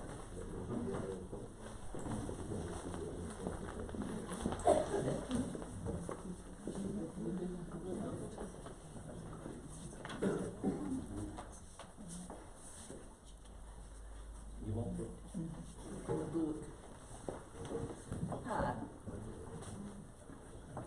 I have 2 veterans I wish to speak on tonight. The first one is Bill Cozart Roberts, my daddy, the sailor. He was registered to be drafted back in 41, but he was not drafted until April 28th of 1945. He had what they call the agricultural deferment because he was helping my grandfather farm. He and my uncle that I'll speak on later. He served on the USS Savannah, and that was a Brooklyn-class cruiser, and they patrolled the Atlantic and the Mediterranean. And towards the end of 45 and 44 and into 45, they also did blockade running up and down the East Coast from New York, well, from Maine really, down to South America. He never talked about any of the bad things that occurred, but he said the sickest he ever was when they were going to Europe and they went through North Atlantic, through a storm. And he said, like everyone said that's been on a ship, he said there was some sick people. Things that he told us about the Navy is if you ever have to jump off the ship, leave your shoes on, but take your pants off and tie the legs in a knot so you'll have a flotation device. Towards the end of the war, his ship also did troop transports. And he put in, I never did understand what port he went into, but they had shore leave, and he said he got off the boat, but when he saw a wharf rat bigger than his favorite hunting dog, he got back on the ship and never went on shore leave. But as I say, he never really talked about the war, but these Brooklyn-class cruisers were some of the most heavily gunned ships in the Atlantic. And I'm sure they had engagements, but he never spoke on that. The other veteran I'd like to talk about was my dad's brother, Hilliard Rudolph Roberts, and he joined the Marines. He was part of the 5th Marine Division, which was organized in 1943, but was only officially activated in January 1944. Up until this point, they had been 4 major Marine divisions, but with the war spreading in the Pacific, they knew they needed another division. And this division was mainly set up to go on to Iwo Jima. And as my sister-in-law's dad used to call it, Iwo Jimmy. Part of this island was thought to be critical to the invasion of mainland Japan. It had 3 airstrips. It also had 21,000 Japanese fighters. This island was 750 miles from Japan, so it was thought to be a strategic area to invade Japan. The military brass thought it would only take a few days to capture the island. And in the first 4 days, they had captured Mount Subaruchi. And that's where the famous picture was taken of Iwo Jima. But it took another 4.5 weeks to actually capture the island. This was a very difficult island. The Japanese had been there. They were entrenched.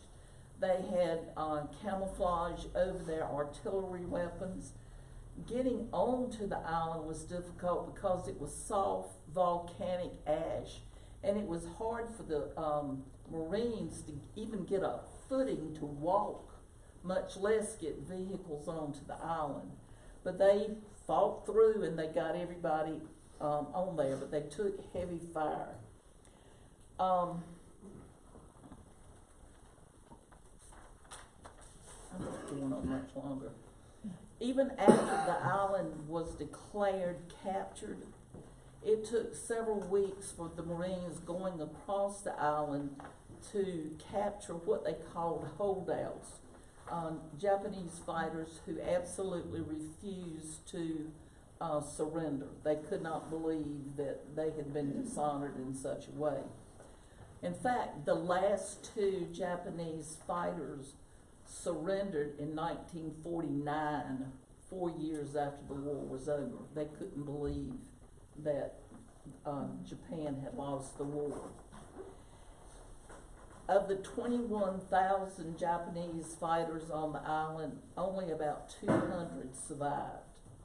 Of the 70,000 Marines that went on the island, about 7,000 were killed and there were 25,000 casualties. And when I hear that word casualties, I think it's so cavalier. A casualty, these people bled, they were injured mentally, physically, in every way possible. And the other sad thing was that after it was all over, the Army nor the Navy were able to use Iwo Jima as a staging area. However, at the time, they thought it was a good idea, and soldiers did, and Marines and sailors did what they were told to do without questioning. My uncle was in the 31st replacements. He was not with the first wave, but he was with the second wave. His platoon was a machine gun platoon. He went in as a corporal, but because he'd had some college, he got sent to officers training school. So when he got to Iwo Jima, he was a lieutenant. When they mustered him out in 1952, he was in the reserves after the war. He was a captain. He only told my brothers one story, and that was there was a friend of his who was injured, and he helped him. He never said how he helped him. And my brother Todd said, "Well, why did you do that?" He said, "Well, he owed me $5 from a poker game, and I want to make sure he was well enough to pay him." I never even knew that my uncle was in the Marines until the weekend that he died, or several weeks after he died. My aunt was cleaning out their home. She was going to move back to Wilson, and I found this book in the trash can, and it was about the Marine 5th Division, and it has a listing of all the people who landed on Iwo Jima. And thanks to Sid Baines, he saved the book for me this afternoon by putting on a new cover. I opened the book several days later and found this inside, and it was his map of Iwo Jima. And I'd like for everyone to look at it. It was a very small island. It was like 2 miles by 4 miles. But the history tells us it had the fiercest and bloodiest fighting in the Pacific Theater. You know, Wendell has had so many individuals that were a contributing member of the greatest generation. These people served our country, and many suffered through horrendous times. They were casualties of war, either in death, physical injuries, or mental anguish. They are all heroes and should be held in the highest esteem and never forgotten. We should look to them as a standard of patriotism. Thank you. I also have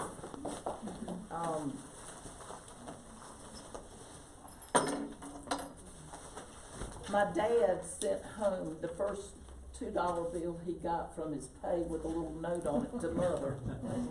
And I have his Navy dog tags and my Uncle Rudolph's dog tags. And I also have my granddaddy's World War I dog tags. And Mr. Knox said that World War II began on December the 7th, 1941. There are a lot of historians who believe that World War II started on November the 11th, 1918, with the signing of Versailles. So, thank y'all. Thank you.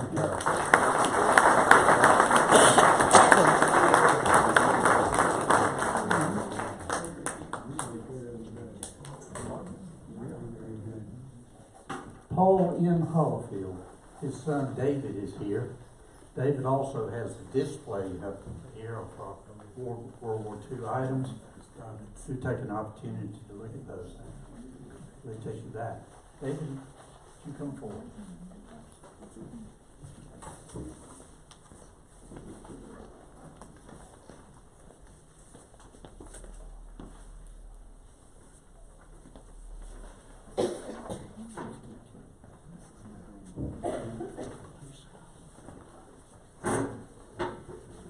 Well, I've only got a couple of things written down. In fact, I've got one thing written down, one small piece of paper. And these are just some numbers that I'd just like to mention. And of course, anybody can see these if they want to look it up. These are the American deaths that have been recorded of several of the wars that we've been involved in. By no means all of them. But would anyone want to venture a guess at the most costly war of American lives? Civil War. Well, that's what some people call it, yes. The War of Northern Aggression. Thank you so much. The American deaths in during what is called the Civil War were 198,000. World War I, 116,000. World War II, 303,000. Korea, 54,000. And Vietnam, 58,000. And of course, there are declared wars and undeclared wars today that are still mounting in our casualties. I've got copies of what I'm about to read you, and I wasn't planning on reading it, but I think I will. I've got copies of this at the back as you come in on the table with a little note that says take one. I put this together many years ago and have been sending it to friends since 2007. And during those number of years that I've been doing this, I have added names to it as they came to mind. And I'd just like to share it with you if I can. Dear friends, there are public ceremonies and holidays to honor and recognize America's service members. I wanted to send a personal message of remembrance and thanks on this special day. As I said, I sent this out on Memorial Day. Named below are folks that are friends, relatives, and some I only know through their relatives or headstones. Many of these fine Americans are with us still, and some looking down from above as their work on earth is done. In no particular order are, and of course as they should be, there are several in here from Wendell. Frank S. Pulley, Kyle Lamb, Robert Windsor, Sherwood Vaughn, Oscar Dean, and I only knew this gentleman through his family as Mr. Wilson, Harold Faison, John R. Faison, John R. Faison Jr., Ronald Faison Sr., Brodus Riggins, Bill Hennett, H.B. Faulkner, Chester Smith, Paul N. Hollifield, Paul Orr, Billy Lassiter, Ed Earnhardt, Henry Price, Larry Marshman, Gary Byerly, Richard Honeycutt, Sal Messina, G.C. Boyette, John H. Reed, Burtis Sellers, Joel Whitley, Ray B. Whitley, Jay Pulley, Sal Messina Jr., and I may have done this twice, Oscar Dean, Roger Duckett, Rob Hardy, Chris Hardy, Greg Coker, Mr. Keats, Tim Spence, Kevin Holland, Tommy Coley, Warren Dean, Duncan Yost, Alan White, Neil Hudspeth, Dan Trudell, Terry Gower, Thomas Barlow, Cody Knuckles, Bobby Hausen, Jim Sizemore, Hugh Cashin, Baldy Bissett, Robert Clark, A.O. Bridgers, Willard White, Mo Wells, Thurman Whitley, Marshall Henry Sr., Ron Ray, Steve Brown, and Eppie Honeycutt. These men served in many capacities, covering the world while doing their duty to their country.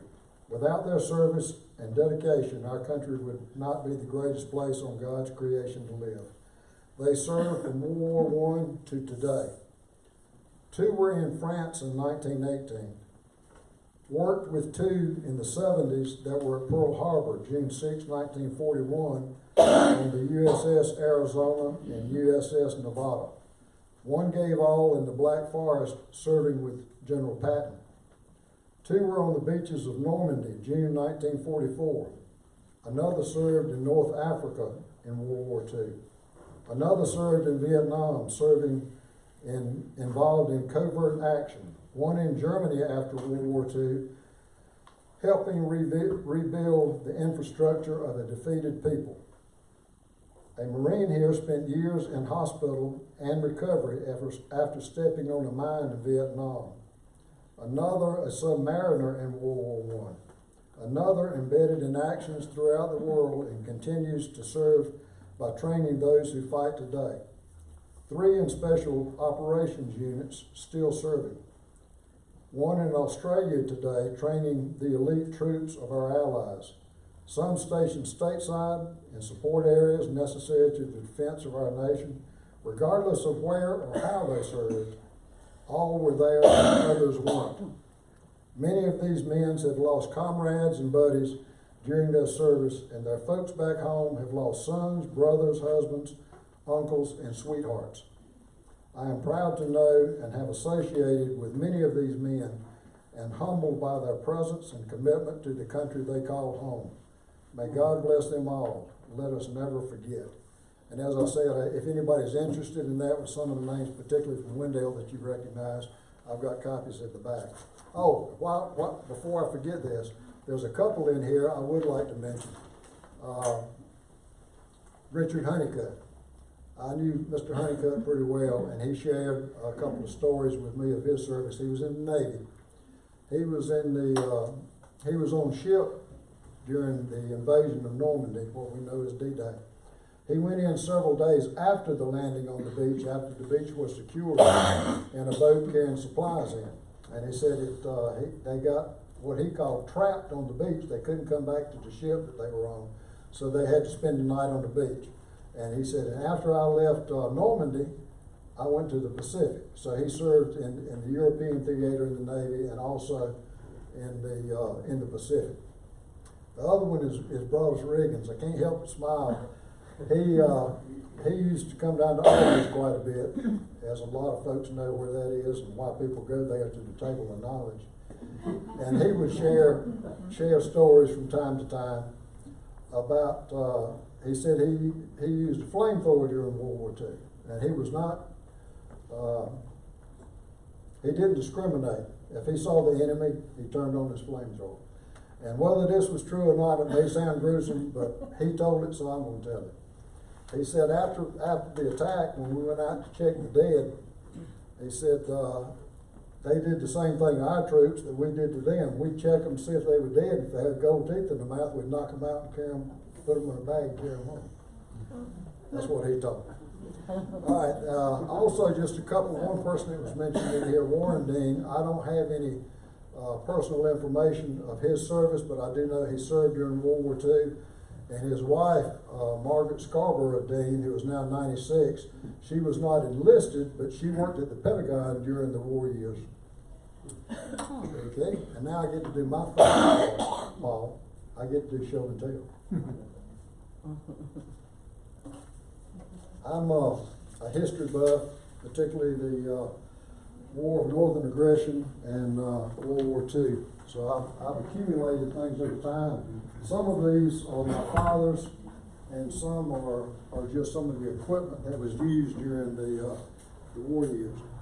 I'll tell this first. This was a jacket and trousers worn by my father, and it's called an Eisenhower jacket.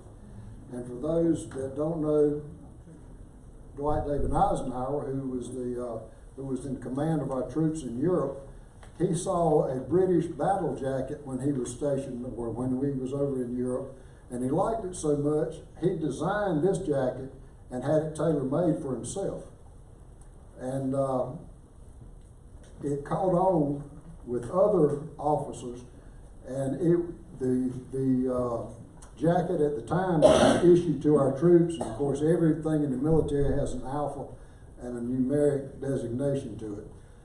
The jacket that a lot of the troops wore back then was called an M43 jacket. And after some time, in 1944, the Army designated this jacket as the M44 jacket. And it has all of Dwight David Eisenhower's input into it. It was made so it would be snag-free in the front. The epaulets on the side are so you could carry your battle packs, if you will, by putting them through the epaulets. And also, as a I guess it was a tribute to the military, the Army, Dwight David Eisenhower was buried in his Eisenhower jacket, which I found very interesting. All right, what I've got here, I'll start at the front, come to the back. This belt here, ammunition belt, was used to carry this ammunition. There were 8 rounds. It was called an N block, BLOC block clip, and it went into the battle rifle known as the M1 Garand, and each one of these would fit in there. When you ran out of ammunition that held 8 rounds, on the last round you would hear a ping noise, and it would kick this N block clip out so that you were ready to load another one. They had different paint on the ones. This is black on this one. If it was red, it was a tracer. If there wasn't any paint on it, it was just what they called a ball ammo. This one is black, and it was called AP, or armor piercing. And this is a box, again, World War II era of the ammunition, which this is. The caliber of this is 30 caliber, and it's called in common terms 30-06. 30-06 came to be in World War I with the rifles that were used, the bolt action rifles. It was a 30 caliber, and the 06 is when they came out with the Springfield rifle. So it was called a 30-06 in designation for that. Let's see. All right, this is a 1911 A1 pistol. It was changed in 1923 to this particular configuration from the original 1911 that John Browning invented, and there were some changes made to it in 1923, and it received a new designation, 1911 A1. This particular one was made by Remington Rand. As you can imagine, there was so much need for equipment during the war that many companies were contracted to make just about everything, everything that the troops needed. This, as I said, this was made by Remington Rand, which was a typewriter company. Singer Sewing Machine made them, and there are very few of those to be found. The numbers, Hope made them, which was a gun manufacturer, and others as well. This revolver is known as the 1917 Colt. This particular one was made in 1920. This was the revolver that was issued to troops, as well as the 1911 during World War I. But this one held 6 rounds, and if you open the cylinder, you use what is called a moon clip. This is a half moon clip, ammunition, you would clip it into this half-moon clip, and then load 2 of them in your revolver. And again, the designation of it, this is red for tracer. And as I said, all of this is vintage from that time frame. This was used also, used in World War I. In early World War II, because of the lack of enough equipment, it was issued particularly to folks doing guard duty, guarding supply depots, and such as that, as opposed to the 1911 A1, because they were still in high demand and the manufacturer was just cranking up to make the 1911 A1. This is the M1 carbine, as some folks may know, because his grandson did a program on this one time for the Historical Society. It's called the M1 carbine. It's 30 caliber, and David, as he was called, David Carbine Williams, invented this, or drew it up while he was in prison. And it was adopted, and it's a 30 caliber carbine. This particular magazine holds 15 rounds. Later during the war and in Korea, they had 30 round magazines. And the magazine for this is also from the World War II era. This is a magazine pouch that you would wear on your belt with 2 of the 15 round magazines. This is the infamous or famous M1 Garand, as General Patton called it. It was the greatest battle implement ever devised.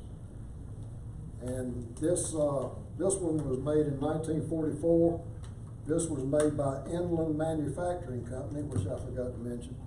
This one was made in 1944.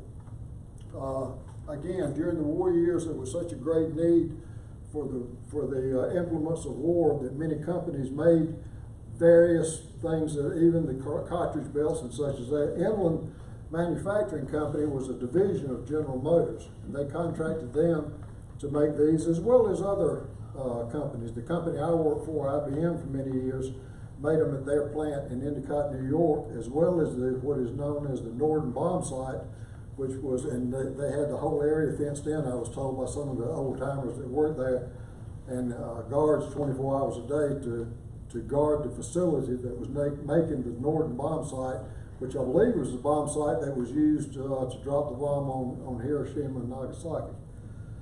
The case that's under this, and I won't pick it up, but the case that's under this M1 Garand is for paratroopers.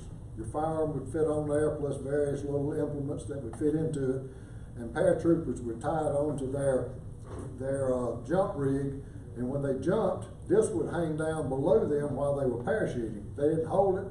This would fall down below them, attached to their belt, and then when they hit the ground, the M1 Garand would hit first, and then they would retrieve it. It's a felt line case and padded to protect the firearm. I've got a couple of, this is called a Mark I utility knife. These were issued to all branches of the service, Coast Guard, Navy, everyone. And the Navy in particular used these more so because it was very handy. It was a shorter blade than the fighting knife, and they could use it for most anything they needed. It had a stacked leather handle on it, and it was made by a lot of different companies. There are many variations of these knives. This particular one was made by PAL, P-A-L company. This is the Mark II fighting knife. Some people call it today, even today, a K-bar. Well, K-bar did make these as well as other companies. A lot of different companies were contracted to make these knives. And this is my father's helmet that he brought back when he retired. And on this, I've got most of these insignias that you see are shoulder patches, most people call them, are World War II era. The one that is, it shows a white polar bear on a blue field. My father transferred during the Korean War to the Alaska Command, and that was his shoulder insignia when he was in Alaska. And the one on the shoulder of the Eisenhower jacket is 3rd Army, which was mentioned earlier, and that was Patton's Army, what most people call Patton's Army. And I didn't say really much about my father, and I'll just say a few words. He was born into poverty in 1919, a family of 10, him being the oldest boy. He went to Wendell Elementary School into the 8th grade, dropped out of, or quit school in the 8th grade to go into what is now historically called the CCC camp, Civilian Conservation Corps. And that was a government project that was done that would take young folks, poor folks mostly, and put them to work. He was in the mountains of North Carolina, and one of his units that he was in helped build the Blue Ridge Parkway. They just did whatever the government wanted them to do, paid them a small amount of money. They got to keep a very small stipend, and the rest of the money was sent home to the family. And the whole time my father was in the service, it was called a allotment check. He had an allotment check sent to his mother for the duration of his service to help his mother out in raising her family, and even after his family was grown and gone, she still got an allotment check every month. My father went into service. He was not drafted.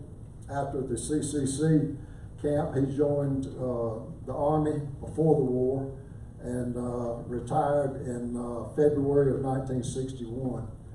And I think that's about that. Thank you.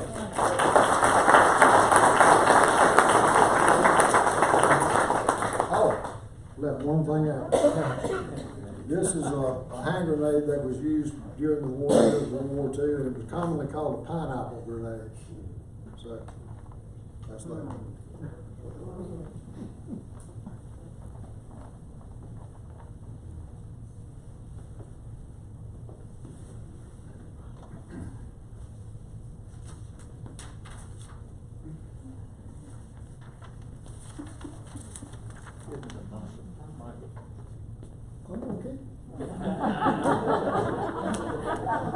I might think of something else to say when I get back.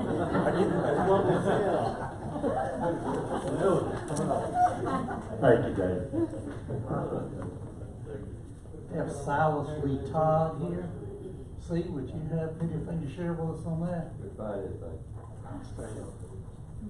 I just knew Silas Todd was Ethel Todd's husband. She's my 3rd grade teacher, Steve. Everybody's 3rd grade teacher. There's P.L. White and Lorraine White. Lorraine worked for the OSS. That was the forerunner of the CIA. I know that she did clerical work for the Nuremberg trials. Is there anyone here in their family? Relatives of mine. I tell you what, Doug and I went to see the longest day P.L. took us. He didn't mention nothing. He was on D-Day.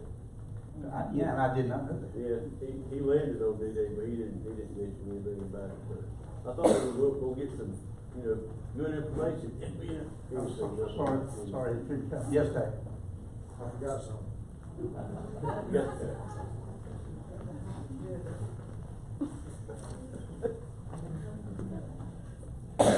This knife was carried by Mr. Colonel Ray Whitley in the cockpit of his bomber. He was a bomber pilot, World War II and Korea, and it was graciously donated to me by his son. So it's all original and in perfect condition. And I didn't find any blood stains on it, but maybe he wiped them off.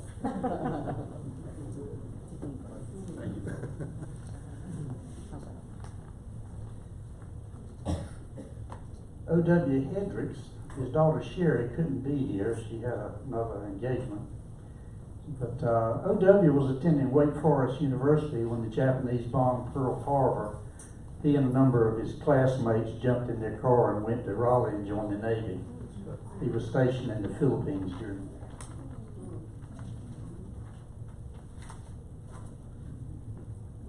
Richard Honeycutt's daughter, Gail Edwards, I don't believe she was able to attend tonight.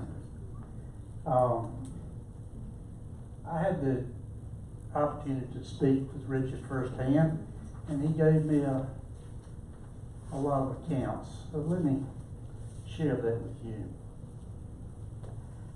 Richard drove a landing craft in for 3 trips at the Normandy invasion. Richard said that when he saw the movie Saving Private Ryan, it brought it all back. The movie opens with the landing craft unloading soldiers. The bullets ricocheting inside the landing craft was just too real. Richard told me that he could never watch that again. Richard experienced the Japanese kamikaze attacks and told me that it was frightening, but the most afraid he was during the war was when Admiral Bull Halsey decided to take his fleet through a typhoon rather than skirting it. Richard told me that he watched through a porthole as the destroyer alongside them broke in half and the entire crew was lost.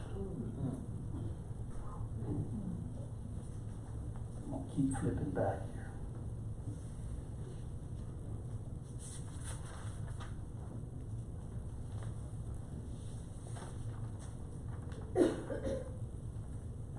Henry Price's grandson, Justin Richardson, is with us. Justin, could you come forward and share?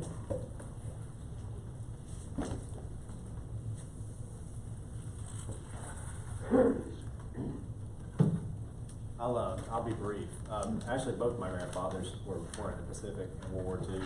On my dad's side, it was Bernard Richardson, but I'm here today to speak a little bit about Henry Price, which was my grandfather on my mom's side. So he was born into a large but poor family. His parents were unable to care for all the children, and Henry was placed in foster care. He was taken in by the Cook family just outside of Wendell on their farm and worked that way. And he began seeing my grandmother in high school. And in the back of the room there's a box of letters. He was a diligent letter writer for all of his life, actually. And there's a letter from his 15-year-old self to my grandmother asking him to meet on the schoolhouse steps for the school play. When he joined the Marines, he continued his letter writing, and we have letters in that box back there from his time at Camp Lejeune, Parris Island, Norfolk, San Francisco, San Diego, Honolulu, and Midway Island. And of course, the most discussed letter we have, excuse me, in our family.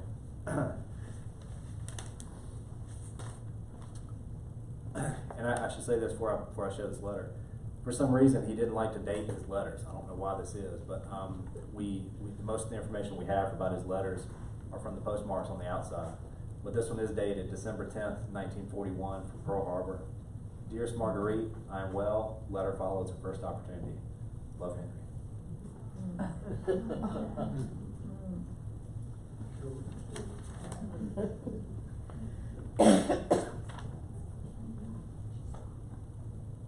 After the war ended, he returned home on a Wednesday afternoon, and he and my grandmother were married the following Saturday, just 4 days later after he got married.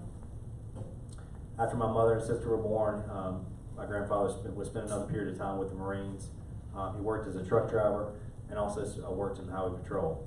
He unfortunately died in a trucking accident on November 12, 1953 in Whitfield, Virginia at the age of 32.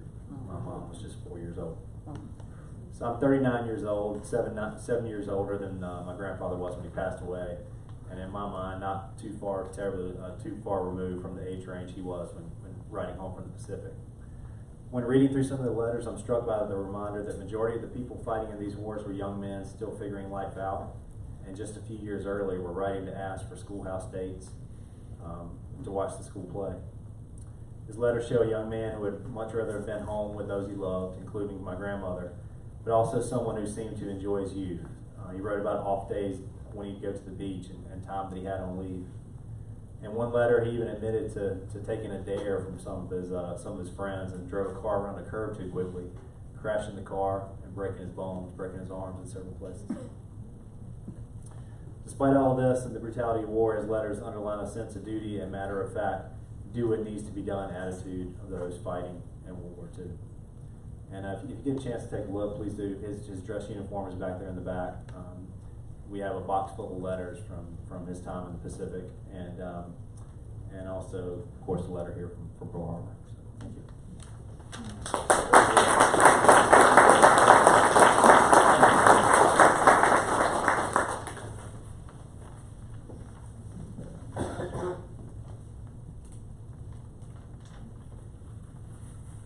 Henry Clark.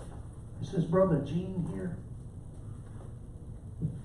I wish he was. I do know, Gene told me that his brother was a driver for General Patton. I'm sure there was a rich story to to tell there. Wilton Price's son, Jeff Price, I don't believe he could make it tonight. Ray Whitley's granddaughter, Hunter Clay. I'm proud to say Ray was my uncle.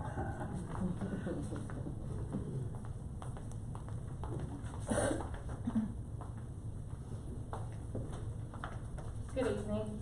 My name is Hunter Clay, and my grandfather was R.B. Whitley II, known to most of you as Ray or Uncle Ray, but to me, he was just Granddaddy. But to our country, he was so much more. He served for 20 years in the Air Force. He was a member of the 15th Air Force 460th Bomber Group. During World War II, he flew a B-24 Liberator, and he flew 42 missions in Germany and Austria, including the raids on the fields of Polezia, Romania. He became a full colonel, and he received 2 distinguished flying crosses. He flew many missions that he never should have made it back alive. But somehow, by the grace of God, he did. And we're so thankful for that. When he returned home after the war, he served as the commander of the North Carolina Air Force Reserves, where he served until he retired. And like most of your family members, he was very hesitant to talk about what happened during war times. Some of you have heard many stories that I have not heard. In fact, Steve was sharing with me a story earlier tonight that I had not heard about how he flew a mission. And when he came back to the field and landed, everyone else in the plane was deceased except for him, as the plane had been shot. So I had never heard that story, and thank you, Steve, for sharing that with me tonight. He was a true hero. He loved God, he loved his family, and he loved this country. And he fought bravely and courageously to protect it. Thank you.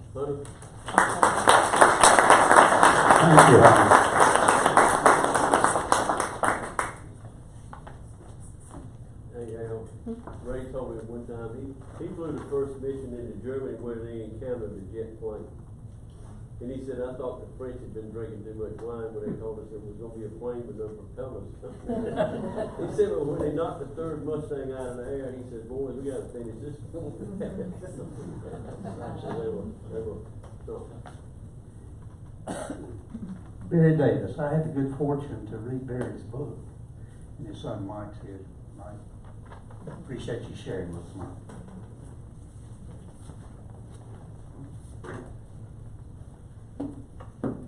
Well, I'm fortunate that I had a father who was a writer, a newspaperman, loved to tell stories. He didn't brag, but the book he's talking about is very limited edition. Like there may be 6 left in the world that are not claimed. I'm going to leave one here tonight. It can belong to the Historical Society. Just be aware, it's sort of a one of a kind. We have one in the Zebulon Library, and it can't be checked out. You can only read it there. The family went together, benefits of having a printing company. We were able to put the book together, but my dad did all the writing, and he had about 6 of his kids doing editorial review on it. So if you enjoy parts of it, are probably not meant for kids, not because it's violent, but because he describes things like his first sexual encounter.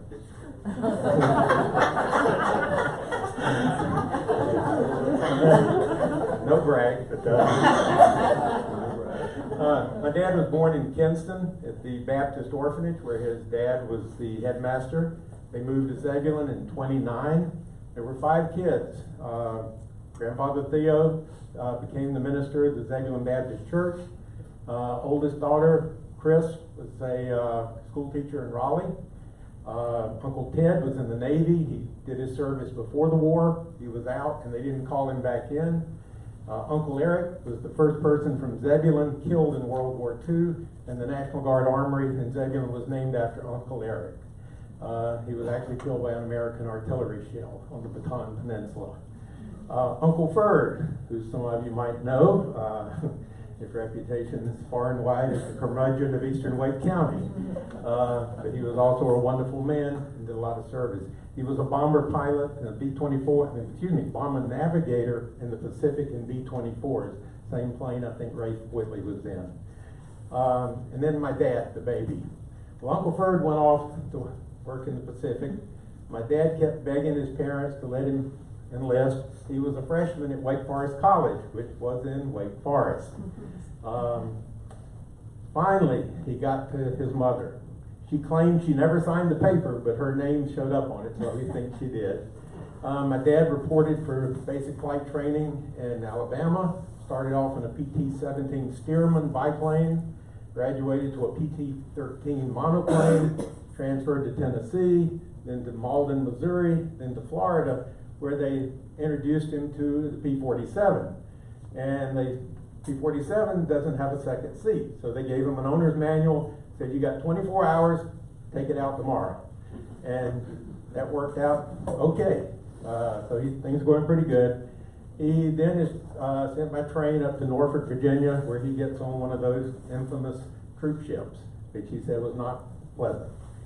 Sailed over to Africa. He was let off in Morocco, went over to Tunisia, and his job as a rookie pilot was ferrying P-39 fighters up to Italy, which is where the front had moved to. Probably the most interesting story there, he got a report that Vesuvius was blowing its top. And, I'll be above it. Well, somehow he got in the middle of the ash cloud. And he said when he finally kept going lower and lower, he was about 100 feet above the water of Naples Bay. And he said, there's some big mountains around here. I better get back up.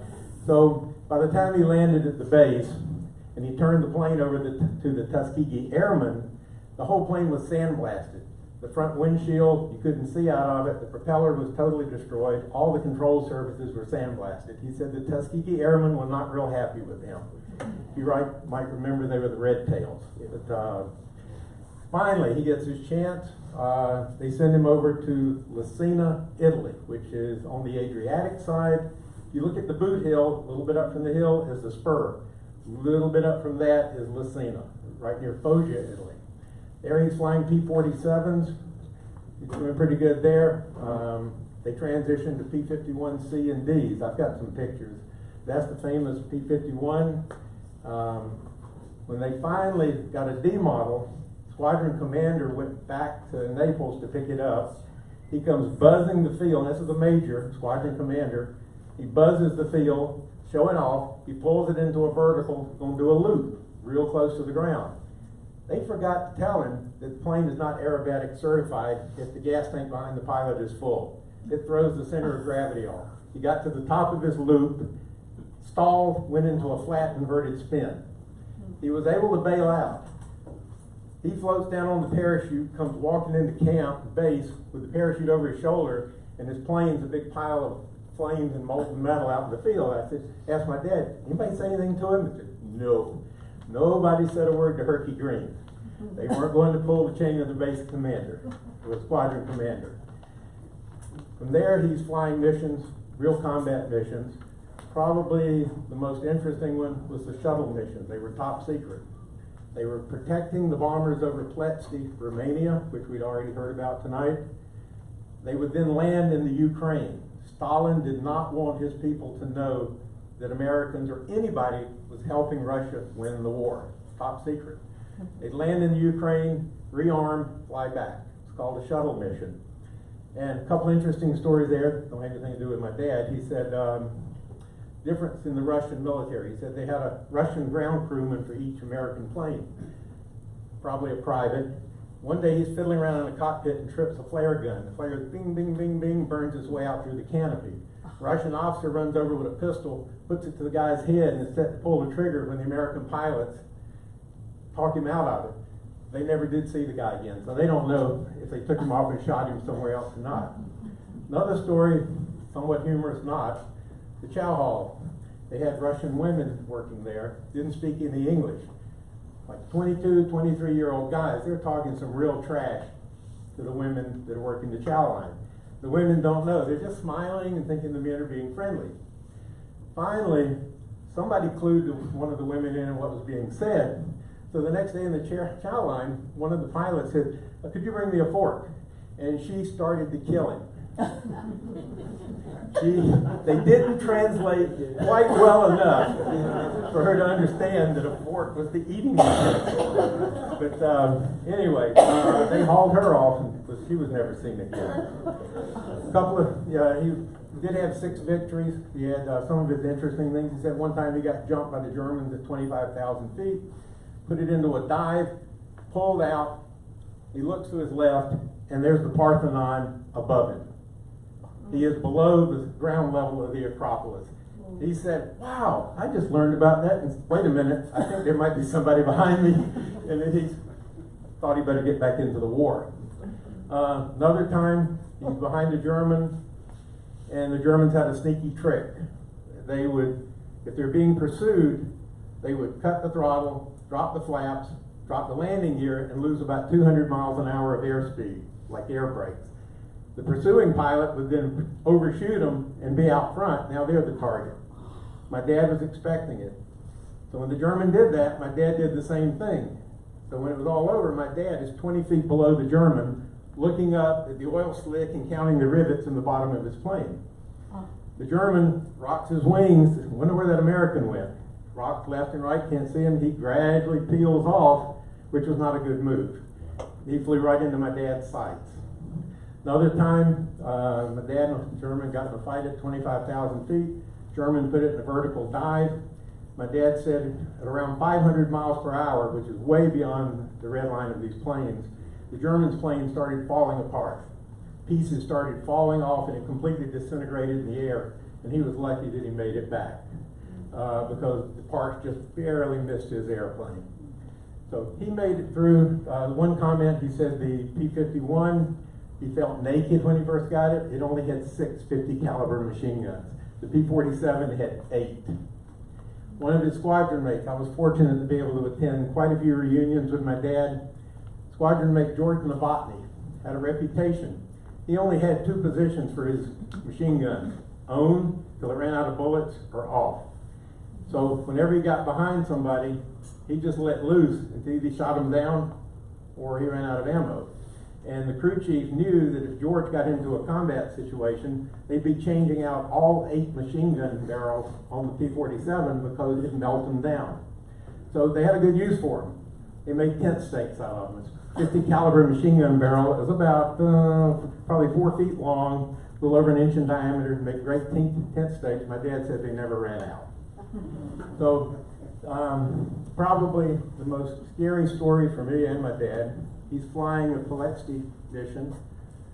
His whole squadron got jumped. The whole place is just pandemonium in the air. He and his wingman regrouped. They can't see any other squadron mates and no other airplanes around. They went from 100 planes in the air to just those 2. So they're flying along in formation, figuring out what they're going to do. And the wingman sees a plane coming up behind them, and they think it's a squadron mate.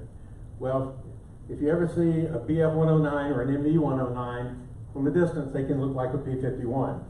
It was a BF-109 being flown by Ian Debron, a Romanian pilot flying for the Germans. He opened up at short range a 20 millimeter cannon on my dad, blew his cockpit, this is 25,000 feet now, blew the cockpit off, or the canopy, knocked my dad out, shot off about 30% of one wing, all 4 propeller blades. Of course, the canopy's completely shot. Most of the tail is shot off. My dad wakes up, and the cockpit is freezing cold, but the plane is still flying. So he makes it back to Romania. To the Ukraine, where they're doing the shuttle mission.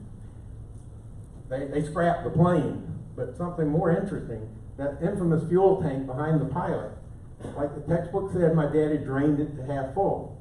That cannon shell came in below the level of the fuel, and the fuel slowed it down so the explosive in it did not detonate. So when they took the tank out, that 20 millimeter shell was rolling around in the bottom. If that had gone off, that would have been the end of my dad.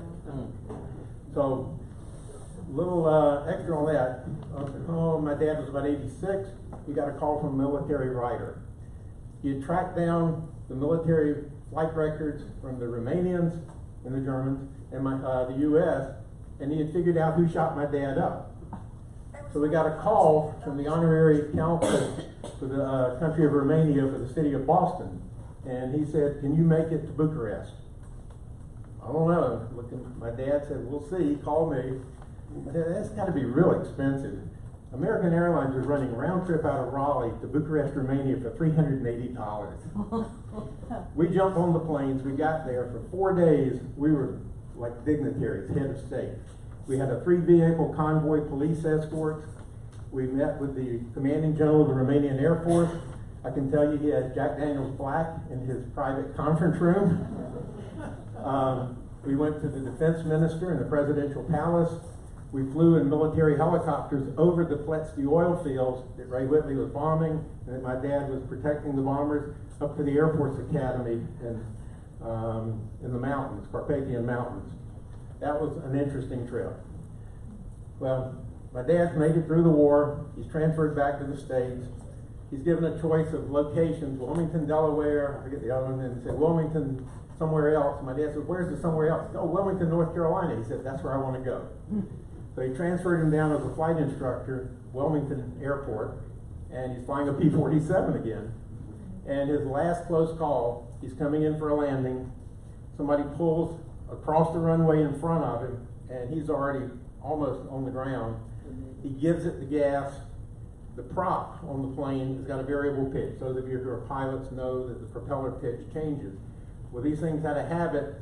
They would go complete high pitch, a runaway prop, and they're not grabbing air anymore. So it's like you switched your transmission into neutral. And so he just mushes, he clears that airplane, settles it into the trees at the end of the runway. And it's interesting, we went to a fly-in down there, and we flew with Cessna from Mikedale Airport down to Wilmington, and he showed me the actual trees he put that P-47 into. Fortunately, the Board of Inquiry found him not responsible.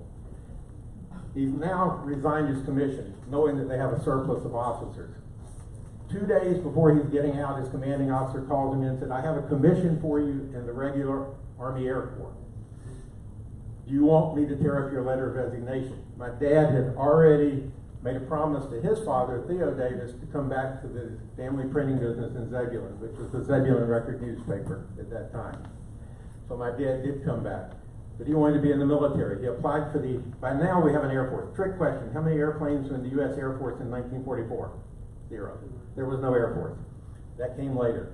So the Air Force Reserve rejected him because it was too far. So what does he do? I'll found the National Guard unit in Zebulon. Well, they don't have any need for airplanes there, so he formed an artillery battery. And that was an interesting story. They had to pass muster, and the one guy short of passing inspection, so they got time's off. Keep you from talking too long. Okay, I'll wrap it up real quick. So they got a one-legged guy from down in the not so good parts of Zebulon to stand on the back row to pass inspection from that point on. But, from that point, he gravitated on to National Guard airplanes, which they had at Raleigh-Durham, and I can still remember the story that he's doing touch-and-go landings in an L-19 Bird Dog at Mr. Thomas's, Mr. Knott's airport. And JT comes out on one of his touch-and-goes when he stopped just long enough to get up with him. He said, stop, stop, you're landing on my taxiway. That plane could put down in less than 100 yards. So he was landing between the hangar and the top of the hill, which is technically a taxiway. So JT's told him that, please don't do that anymore. So that's pretty much it. Like I said, I was very fortunate that I've traveled with my dad to a lot of events. I got to hear a lot of good stories. This book is not just a shoot 'em up book. It's mainly the human interest side of what happens in a war. Probably 80% human interest and little stories that tell you about the people involved.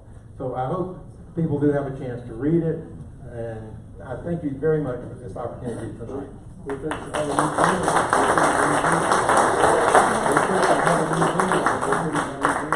That would be wonderful. When you'll follow to meet the person who were able to get shot at. That's why we went to Bucharest, Romania. Colonel Ian DeBron. And I've got some pictures in a box I brought. He made it to general. He stayed in, and he survived the Russian occupation, and he was considered a national hero. The Facebook pages and social media in Romania were about 50% hostile, wondering why the Romanian government was hosting an enemy of their war hero. So the other half, I mean, my dad was on national TV, national radio. I mean, that 4 days we were there, it was an unbelievable experience. I was just a groupie hanging along. And the reception, the ambassador, U.S. ambassador, was a Duke graduate. The night before, NC State had beat Duke. So that's the first thing I told him in the receiving line.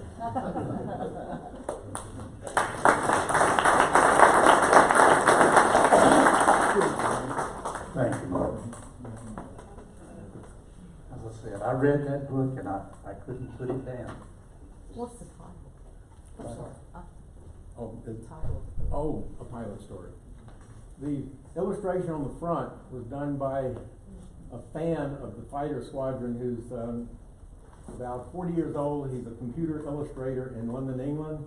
He provided the front cover illustration, and that's all done by computer graphics. And he's done a lot of other nice things. So I've got, like I said, I've got some pictures and things here if you want to look.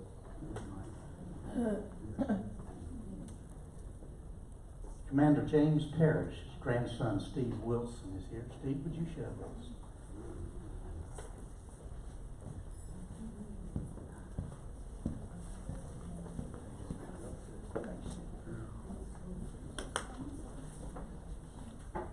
My name's Steve Wilson, and I'm the grandson of James Hall Parrish. First, I'd like to just tell everybody how much I've enjoyed this evening. Appreciate sharing all these great stories from y'all. And really, you know, every day that I have the privilege to get out of bed is because for all of y'all who have served and those who've come before us who served. My grandfather was born in 1891 and in downtown Raleigh, what's known as historic Oakwood now. He was raised in the parish house on located on 547 East Jones Street, built by his grandfather in 1872. They had chickens and livestock and a stable and a pasture for a backyard. The house still stands today. His father passed when he was 12 years old. He was one of about 8 or 9 kids.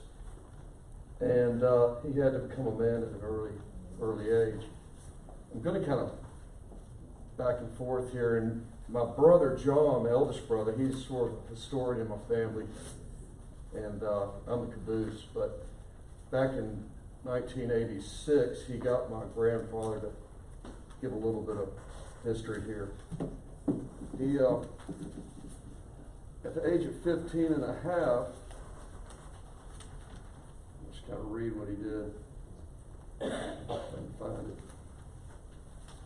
So I do a lot of public speaking.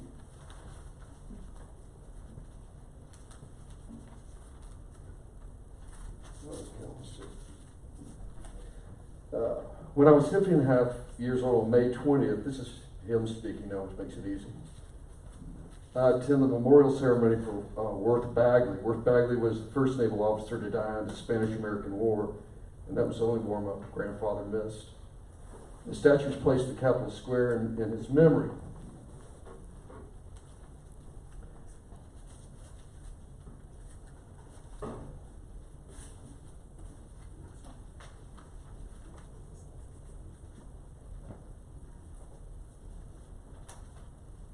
How can I ad-lib? At that time, when he was 15 and a half, his brothers and some of the other fellows in the neighborhood had convinced him to go. Teddy Roosevelt was moving the Great White Fleet, and it was the largest naval ship assembly to go around and ship, basically strength and prestige, America's prestige around the world. He pushed his age up to join it. All the other guys backed out, bailed on him, and his brothers too. But it was probably a plan that was already made so that they could do something with their younger brother. He joined the Navy and he went around the world and went through through the Straits of Gibraltar all over. He actually went to Hawaii at that time, which is kind of interesting because the story would kind of follow up in that. That was in 1906. He came back home. His mother, who was from Wendell, her family, the Lyles, very involved in Hipsabah Church, moved back down in, I guess it was 1911, and he joined her and came back to the Wendell High School. Wendell came back to school to finish his schooling here in Wendell, encouraged by his brother Lonnie. He, at that time, it was a one-room wooden schoolhouse, and he finished his high school at what was the Wendell High School that was torn down back in the 80s. He finished there. Then he re-enlisted in the Navy. He had 3 goals too, JT. I'll get to that in a second. But anyhow, he went through World War I, and that was in its own self more of a land battle in itself. And as time moved along, he had 3 goals, one of which he wanted to be a Mason like his father and grandfather, and he achieved that. Another goal was that he wanted to become an officer in the Navy and do it the old-fashioned way. Probably of everybody mentioned this evening by David, he spent 35 years as a career serving his country. He and his 3rd goal in life was to marry the woman he fell in love with in high school, Ruth Whitley, and he achieved those 3 goals. I guess what it pertains, as time was moving on, he was an avid letter writer himself. All my family members, they wrote lots of letters, and they never threw one away. There's piles of them. There's a whole tons of letters of him over time. They're really incredible letters that he would write. You know, we hear of a lot of the battle stories, but there's also the what families go through, the separation of families when someone is deployed in a career position, particularly in the Navy, when they're all over the world and their family is back home and often being raised by a single mother, so to speak, because they're serving their country. So families and their wives make sacrifices, as we all know. He wrote a letter on, it was 1941, it was around December 1st, and he was going to retire the 1st of 1942, January. He would have finished his career. He was on the Medusa, who had reached become a lieutenant commander in the Navy. And that morning, a few days later, and we have the letter, he was planning on retiring there in a few weeks, but it was postponed till the end of the war. He was coming out of church on the 7th, the Sunday morning, and it was a bright, beautiful day. And I'm probably the only one that ever got a little bit of this out of him because I was young enough not to have boundaries, that you don't really ask a whole lot of information about that until you get older, become old enough to understand, have empathy for those who have served. But he was coming back from church, and he was boarding the Medusa, which was along the shoreline. And as he was coming back, he heard some planes roaring overhead. He looked up, and they were dropping, basically his torpedoes, bombs, and so forth. He rushed on the ship, and all hell was breaking loose. The worst thing about it was, for my grandfather, was that they were close to the palms, so they would come over the palm trees, head to the larger boats, the battleships, which are further out. And what he explained to me was basically, men drowning in oil and going over the sides of the boat on fire in the lake and being helpless to help them. And I think that was the hardest thing for them whatsoever, was the helplessness of it all.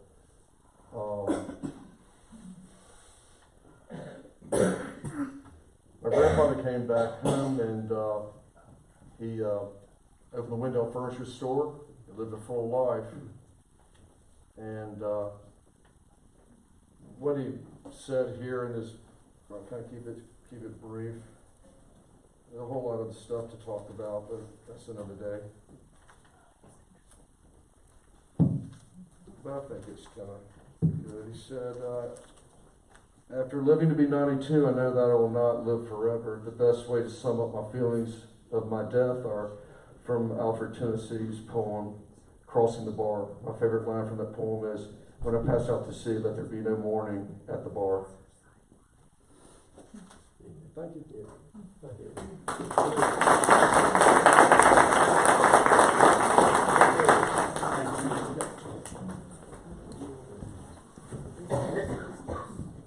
We're getting close to the end.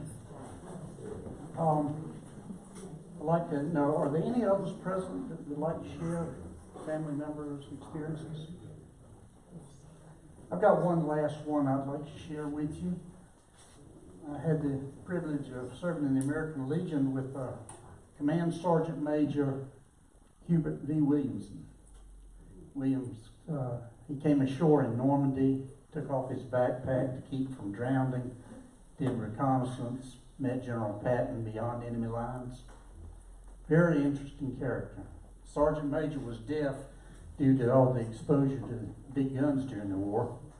I took him to East Wake High School, and he talked to a class for 1 hour, and the class hung on every word he said. Hearing actual history from someone who was there was totally exciting and captivated their attention. I remember the Sergeant Major telling of going back to Normandy 3 times. He spoke of standing at the graveyard and hearing the wind make such a chilling sound as it blew by the headstones of the veterans' graves. He said that he had never heard a sound like that anywhere before or since. He told of doing reconnaissance 1 mile beyond enemy lines. As they approached an intersection, he told the Jeep driver to stop. The driver asked why, and the Sergeant Major responded that the Germans know we are here. A moment later, a mortar round struck the intersection. The Sergeant Major told the Jeep driver that he could go now. He and his Jeep driver were backed up in the woods as he mapped the area, and they looked in the woods across from him and saw a Sherman tank. It was General Patton, and the Sergeant Major told me that when you saw General Patton, you saluted. Let me read to you the letter that our Sergeant Major wrote on December 21st, 2010.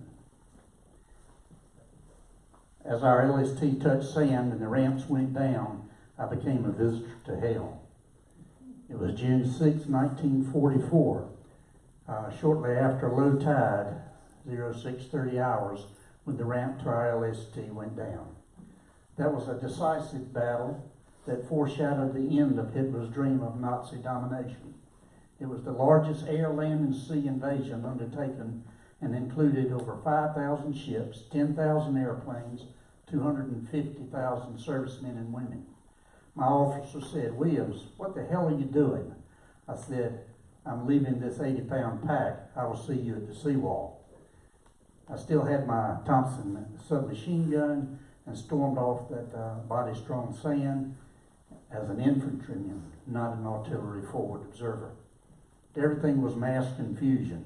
I dug in at the seawall because the Germans had the beat zeroed in. They were up on the top of the cliff shooting down on us. The officer finally showed up with blood running down his face. I said, "Sir, where is our radio?" He said, "Williams, we've lost everything."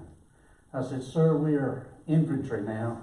The crossfire was murderous. The mortars were bad. You could at least hear the artillery shells coming in.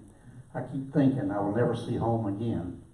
I dressed my officer's wound and helped him lay down. Later, the medical officer arrived and carried him off. Later in the day, this tide started coming in. I heard a voice calling. It was our assistant division commander.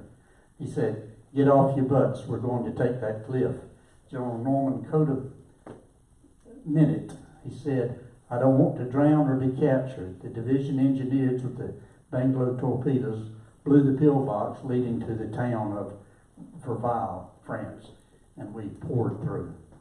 After fighting the Germans all day, I spent the night in a French cemetery crypt. I said, "Buddy, move over, I'm coming in." I think he'd been dead for 25 years. I was so close to the Germans that I could hear them talking. 3 days later, I found my battery. I went through 20 miles of hell, the hedgerows, until we captured St. Louis, France on 26 July 1944, and then Vire, France, Brest, and the submarine pens and pillboxes. My last combat duty was on the Elbe River in Germany. I never received a scratch. As I said in the beginning, it was hell. This is a letter that Hubert Williamson received from a French gentleman that he helped liberate from the Germans. Mr. Williams has translated it from French that it was written in to CSM Hubert Williamson from H. Faulkner. Subject, welcome to our liberator. In 1944, I was 10, but I still remember the sacrifices you did and the suffering you overcame to set us free from June 6th to August 20th. Your wounds make me bleed, your agonies make me suffer. I start to sing this again, not to forget the lesson of hope and bravery you gave us. This lesson I will never forget. I wrote to my grandchildren to tell them what a job you did here and for us in Normandy for peace. I told them to go in 2004 to the beach and these hedges you went through to make us free.